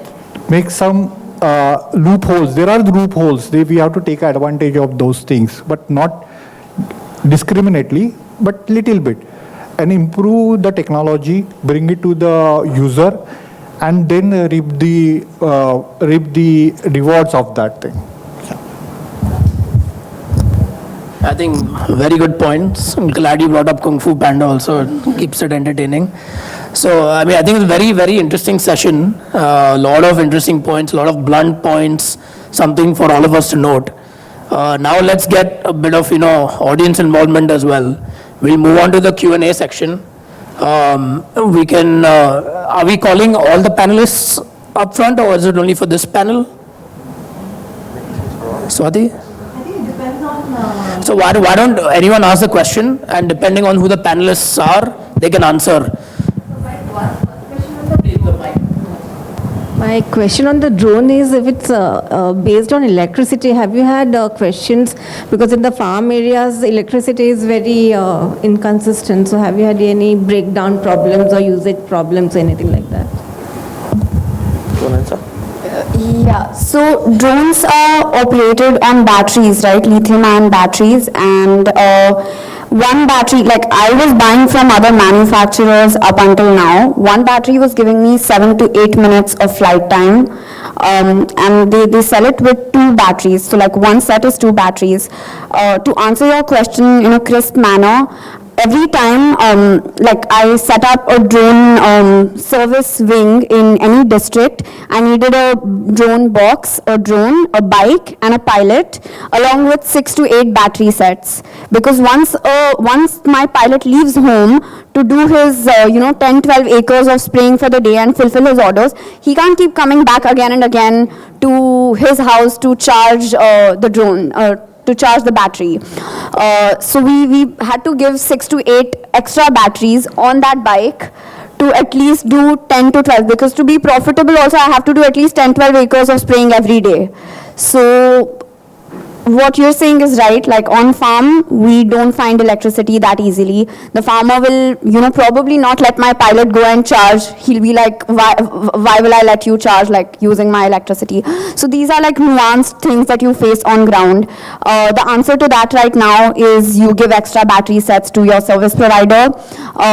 In the drones that we have made, the ones that we've researched on and manufactured, we've increased the flight time to 22 minutes. So the battery set that's giving me a 7 to 8 minute flight time today with my own drones, Arjuna, it's called Arjuna. With Arjuna, we're giving 22 minutes of flight time. And you mentioned small holdings. So what is a typical small holding for you? Starts at what level? 1 acre, 2 acre? Gunthas. It starts in gunthas. Okay, that's small. Less than 1 acre. Okay. Yeah. More questions? Mr. Chandrasekhar. I want to make an observation based on what Savan said. He said you need patience, you need commitment. I would say you need to follow what I call Sai Baba principle. When you go to a Sai Baba mandir, you will find 2 words, Shraddha, Saburi. Shraddha is commitment. Saburi is patience. You need both to succeed in agriculture. Yes. That was one. Okay, thank you. One question, if I heard correctly, because drones are expensive, they are unaffordable, and but they must become popular. Will a Uber model work for drones? Yeah, absolutely. Even with a so for example, say what's happening in Southeast Asia, right? Which the market that adopted drones after China. All of this is post-COVID. What's happening in those markets where it's still similar economy, not as poor in terms of GDP per capita, but relatable. The Uber-like model is what it starts with, right? There are a service provider who has then is having his fleet of drones, and a farmer can then request this kind of a service where somebody is a financer, and this has scaled largely in like for Vietnam. Vietnam, for example, 2,000 drones last year. Everything on this Uber model only. There is a financer like the Meru cab model, where the asset is not owned by the driver. Driver is not owning the car, but it's owned by the cab provider. Like it's that kind of a model has scaled largely in Vietnam. Will scale in India, or the Thailand model where you still see individuals? The financer is giving him a short period financing, post which he owns the asset, and so what's going to happen in India has to be seen. And to answer the battery question, the electricity question, what's happening in Thailand and Vietnam, for example, the drone sprayer is a team of 2, right? 2 bikes. One bike has a drone and 2-3 batteries. The other bike has a generator and the tank to mix the chemicals, right? So then there's a generator on field. So you charge the battery and then keep flying. Yeah. It's all comes to financing. Now this urbanization is a buzzword. This has become a modern jargon, but this is nothing new. I know 30 years ago, 35 years ago, Junagadh in Gujarat used to be land for groundnut. Easily about 1 lakh, 2 lakh hectares continually planted to groundnut. And during harvest time, there will be 2 or 3 harvesters combined, which will go from plot to plot and harvest. The owners of the plots are different. They'll hire these every day and go and harvest the crop. Yeah. So all those models are possible. Yeah, absolutely. We could be working on that. That's actually a business opportunity for them. Yeah, absolutely. Question? Basically, what you all provide is renting of the drones, right? You don't have, a farmer doesn't have to own the drone. Yeah, in most cases, farmer is not owning the drone. It doesn't make sense for him to own a drone for this small land holding of his. He's only leasing it. He's only renting it. So what y'all are doing is providing that. Yeah, she is doing is a spray service provider. She provides that. I provide parts and software to the manufacturer. Yeah, that's Something I want to add to the Uberization point is what we noticed in the last couple of months is we were doing spraying with a huge fleet, right? And we had hired a lot of pilots. So now to manage that, we built out an internal tech solution called a drone order management system, where all our pilots were using one application, the farmers were using another application, and my admin was using another application to monitor everything. So something that we're also looking at as a business opportunity is to take this entire tech stack and solution and Uberize it. So the service, because I want to be asset light at some point. So somebody else buys the drone, we train them, we also figure out the financing. I'm working on the entire model, but let's see where it goes.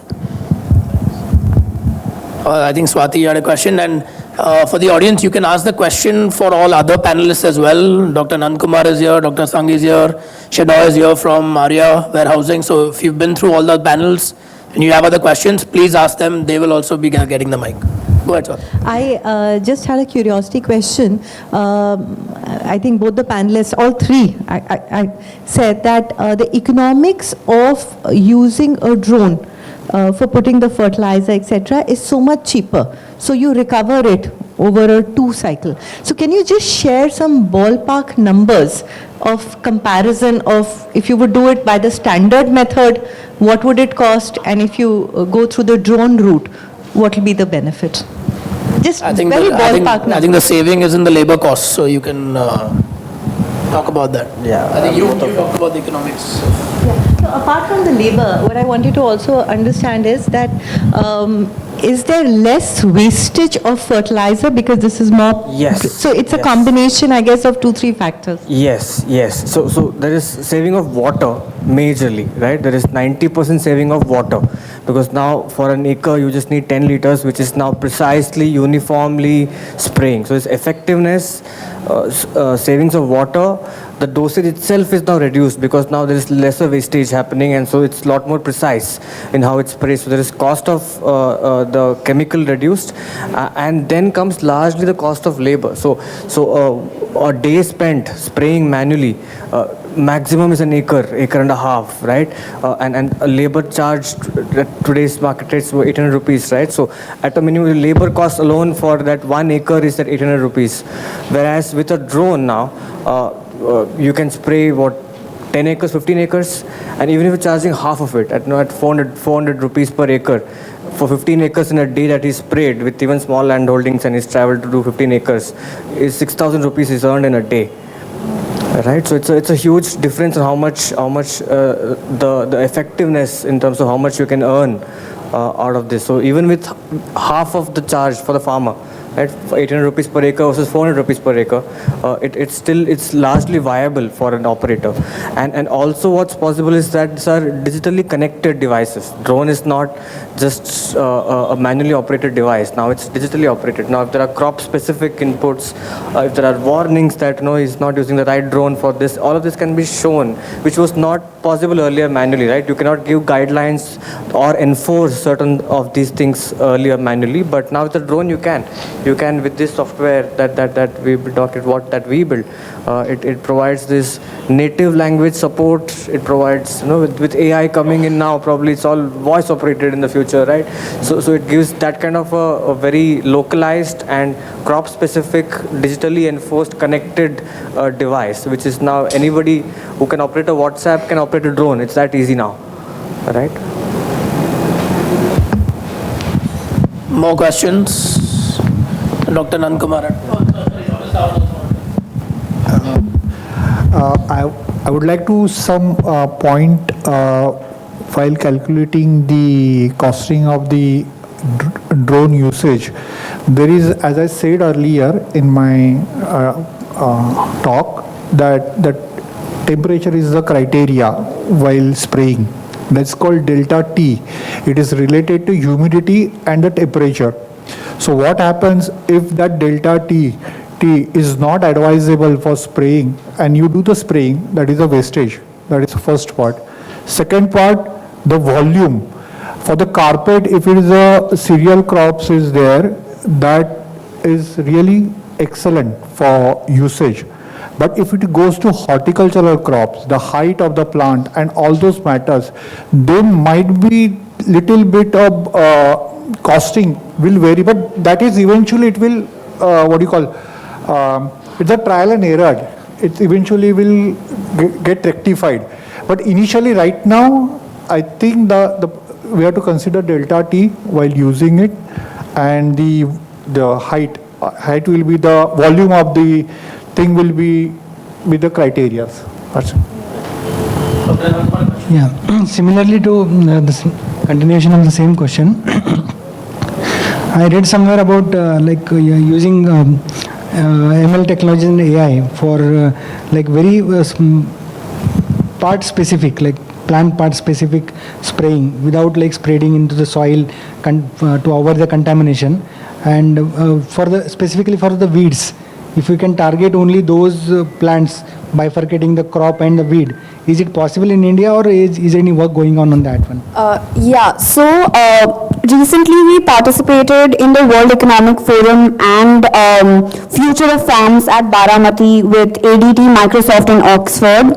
What they're trying to do is they're trying to use Microsoft's data, all the data that Microsoft has from the US and commercial practices in the US, try to apply it to the Indian landscape and then rerun these ML models with Indian landscape data. I have recently tied up with Microsoft FarmBeats Azure for this particular activity in multispectral, hyperspectral and spraying drones, where we're going to use their data, their existing ML algos, and then we're also going to run it on the data that we've collected in India in drones, and we're going to see how we can tweak these data points to figure out doing these NDVI index mapping, different types of indexes mapping, then spatial images, multispectral images, and use those to identify and segregate between plants. So it's mostly like an image recognition thing that would have to be then topped up with ML engines and data to segregate, and then I think embedded engineering comes in and the nozzles would have to be activated at that point. I'm not from the engineering side, but I do understand how this thing works, and work is being done, and we're also actively propagating and participating in everything there is to drones in agriculture, because I really foresee that as the center point of integrating the chain on the crop cycle, from the crop cycle point of view, not the post-harvest point of view. I think we had a question there, sir. Mic here, please. We'll take the last couple of questions and then we'll move to closing remarks and tea, coffee. Hi, my name is Sudhakar Malpe. I have a question for Mr. Shonai Matthew. Sir, you mentioned about scientific way of storage. Now, can you compare this your whole process with the Food Corporation of India's storage practice? Is it a challenge for you, or is it a opportunity? That is one thing. Number two is that you also mentioned about the corn collection, and especially in Bihar and the thing. What about other areas like Northeast India, Northeast states, seven sister states? Have you done any experiment on this issue? That is number one. And my question to Dr. Nandakumar is that, sir, you mentioned a lot of things about sugar and multi-seeding. Now, Japan and Brazil has a experience of this entire process. They have done excellent in that. They also have challenged that sugar cultivator with the stevia, which is 800% sweeter than the sugar. Is there any work done on this area. And coming to drone is, are you all this, two of you only looking at only agriculture sector, or are you going to spread out to other sectors where so much of opportunity? Underwater drone is also another area where Government of India is looking at. Other than even the World Bank is looking at funding these projects. Have you done any orientation on this one? Finally, to Dr. Sawant. Dr. Sawant, India has highest number of livestock, that is cow. Cow dung is another nutrient for our, because before fertilizer came in, we are using only cow dung, and somebody also talked about cow urine being used in agriculture, this thing. Is there anything, any area where you are looking at these two abundance opportunity? Thank you. So first of all, I really admire and appreciate you, because we don't see audience participation to this level in many forums, because you are noted very carefully and asking the right questions. So I think a round of applause to the gentleman. Thank you. And two questions that you addressed to me. Rather than comparing, I would like to say collaboration, right? So we collaborate with the government at various levels. There is a huge opportunity to collaborate with state warehousing corporations, central warehousing corporation, because these are all constructed structures from the independence times. Right? Today, it is not just structure. It is like, you have to add the nerves to the structure, like, the credit linkage, the market linkage. So these are the areas in which we are trying to collaborate with the government, because those structures were made in the food security time, the time when we had the PL 480 and all those times when we had to store the grains as part of the food security. Now, today we are looking at these storage structures. How can we make it, how can they enable inclusion more? How can we make them such a way that we can improve the farmer earnings improved? That is possible when credit and market linkages are brought to that places, which probably is not the domain of the government, right? Because the mandate was different. So those are the areas in which we are collaborating. In this aspect, we are collaborating with the UP State Warehousing Corporation. We are collaborating with the Assam State Warehousing Corporation. So the first part of the question I answered you. The second part I would like to tell you is in the Northeast, it's a matter of prestige for us. We are the first company to give a warehouse receipt financing for the first time for 3 women farmer producer companies last year.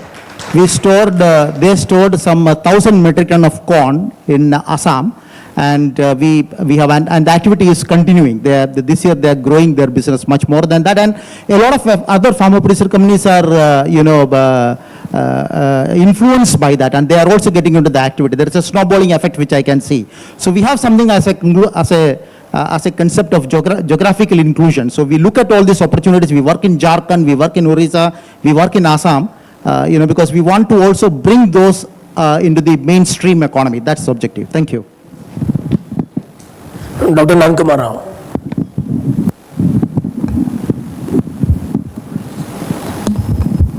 Yeah, it's a good question. Like a lot of work has been done.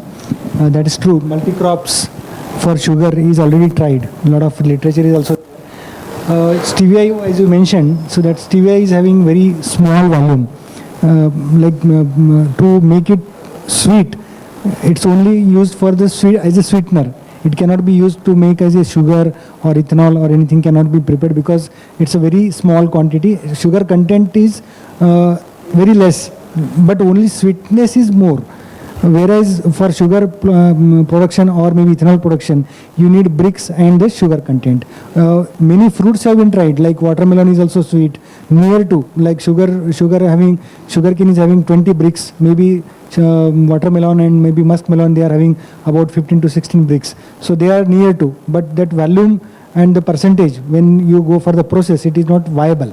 Number one. And number two, there are other crops like we are trying as a sugar beet, which is even more sweeter than the sugar cane. So this can be used for sugar production also, and this can be used for ethanol production also, which is already being tried in Europe and America and other countries, but it is more popular in temperate countries. For tropical countries, we are trying to establish this crop by developing some new varieties and other things. We are already in process to that one.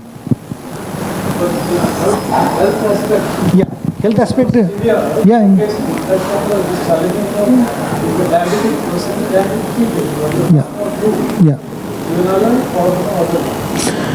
No, I don't have much idea about that, but that is only makes a sweetener, but there are disadvantages of that also for human health. That is another thing, but people are using stevia as a one component for making sugar-free tablets and some products for sweetener. Maybe even sweet shops also, you can see nowadays sugar-free sweets. So that is happening already. Thank you. They'll answer the last few questions and then we can move. Sure. Quickly on the drone question. Other than the defense use of drones, including underwater drones, that aside, in the civilian side of drone applications, the three categories. One is consumer drones, which is largely videography, shadi drones, right? The ones you see in weddings and all that, that's one.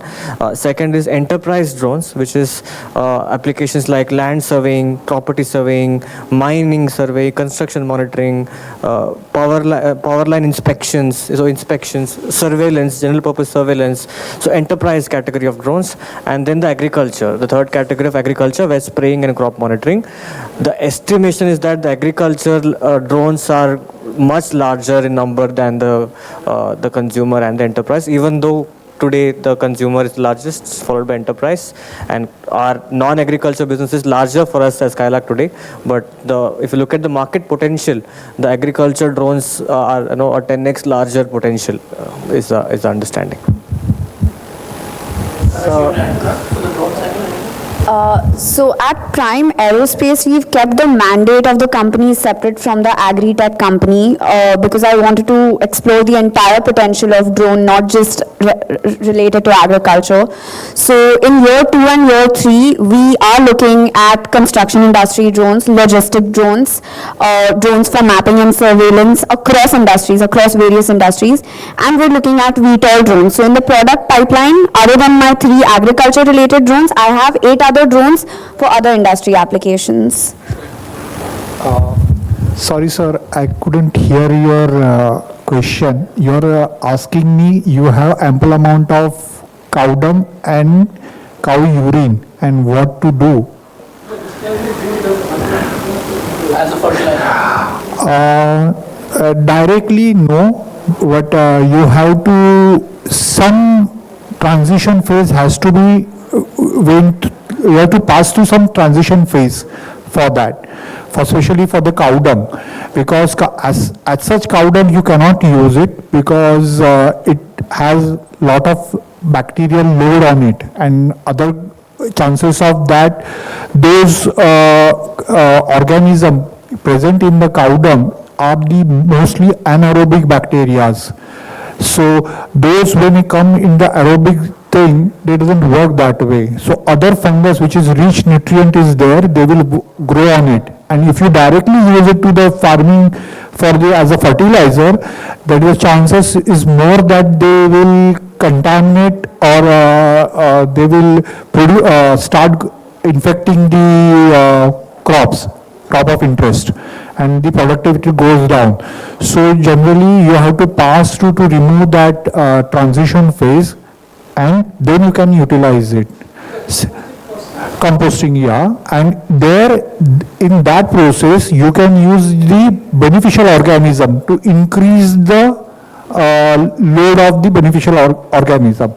Criteria for this is that in this, the microorganism competes. Generally, all type of microorganisms, they are compete for space, food, and what are the antibiotics they will produce. So the faster ones, they will utilize that space and the pathogen will be kept aside. So our objective is to incorporate the beneficial, which is known for its good qualities, should be incorporated. Then composting has to be done, then it can use it in the field. Great. Thank you all. Thank you, but that was an eye-opening session, really enthralling one. A loud applause, ladies and gentlemen. It's worth that. Okay, so now may I request Mr. Ajit Mangrulkar to present a memento to Mr. Mrinal Pai as a token of our appreciation and gratitude.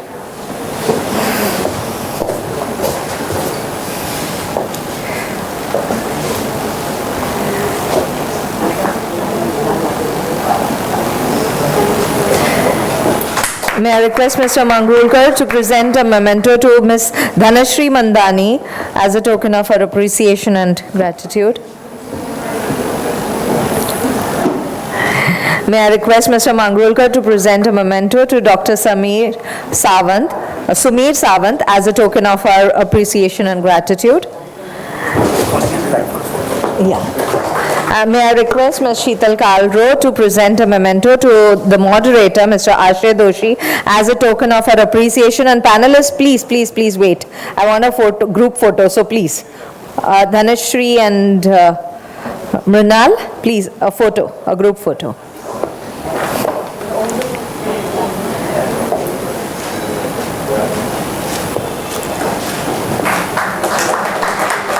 Mohammed, first can this panel have a group photo, please? And can I request all the panelists present here to join us for a group photo, all the panelists, Sheetal ma'am, Ajit sir.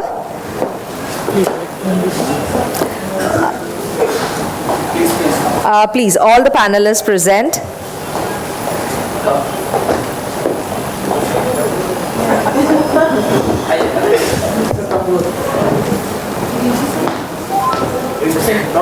Ajit sir.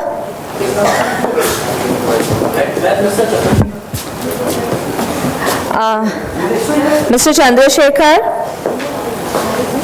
Chandrasekhar sir. Yeah. All the panelists, all the speakers of the day, even case study who presented, please.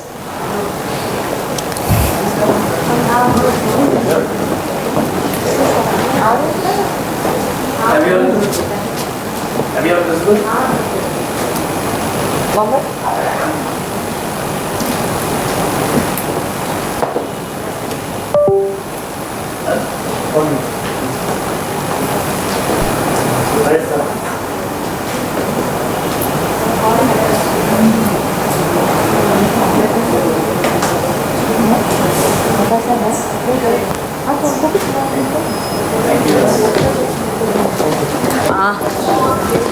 So it was indeed a thought-provoking and knowledgeable day. I expect all of you all to take a lot of knowledge from here.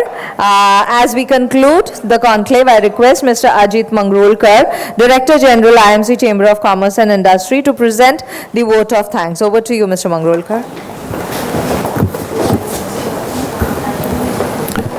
Thank you, Selvi. I'm delighted to present the vote of thanks after such an interesting and knowledgeable round of sessions that we've had since the morning. At the outset, I would like to thank our chief guest, Shri Suresh Kotak ji, past President IMC, for gracing the event with his august presence and words of wisdom. I also wish to express our deep sense of gratitude to our eminent speakers who graced the occasion and shared their valuable expertise on impact of technologies on Indian agriculture. The impact of technology on agriculture has been transformative. It has improved efficiency, productivity, and sustainability. From precision farming and drones for monitoring crops to genetic engineering and advanced machinery, technology has revolutionized how we grow and harvest food. Additionally, it has enabled farmers to make data-driven decisions, optimize resource use, and mitigate environmental impact. Overall, technology has played a crucial role in addressing the challenges facing modern agriculture, such as feeding a growing population and adapting to climate change. Today's discussions have certainly stirred a lot of minds today. Thank you, everyone. I would like to take this opportunity to thank our associate sponsors, Godavari Refineries Limited and OmniActive, for their support towards this conclave. I would also like to thank the chairman, Mr. Ashay Doshi, and Ms. Swati Shukla, co-chairperson, and the committee members of IMC Agriculture and Food Processing Committee for conceptualizing and structuring such an interesting event and getting prominent personalities from the domain to speak at this conclave. Our sincere thanks to media representatives for their participation and to all you participants for joining in such numbers. And last but not the least, I would like to thank our IMC team led by Ms. Sheetal Kalro, our Deputy Director General, and supported by Jayashree Pujari, Selby, and the entire team that you see on the right. Ladies and gentlemen, there's a lot that goes behind these events. You see the final package, but behind it there are many people involved. All of them are multitasking. Each one is doing a couple of roles at one time. So a big round of applause to all of them, to everyone from IMC that put this together. Thank you very much. Thank you, Mr. Mangrolkar. Thank you all for your kind cooperation and patience and sitting through the conference. I hope it was really great. I would request all of you all to please fill in the feedback forms which was submitted to you when you registered, and please give it to our registration counter, because it goes a great way for us to improve our services from your suggestions. We would love to have your feedback suggestions. We thank our associate sponsors, Godavari Refineries Limited and Omni Active, for their support towards the success of this conclave. I'll request all to join us for tea and coffee behind. Thank you very much and have a good day. Thank you.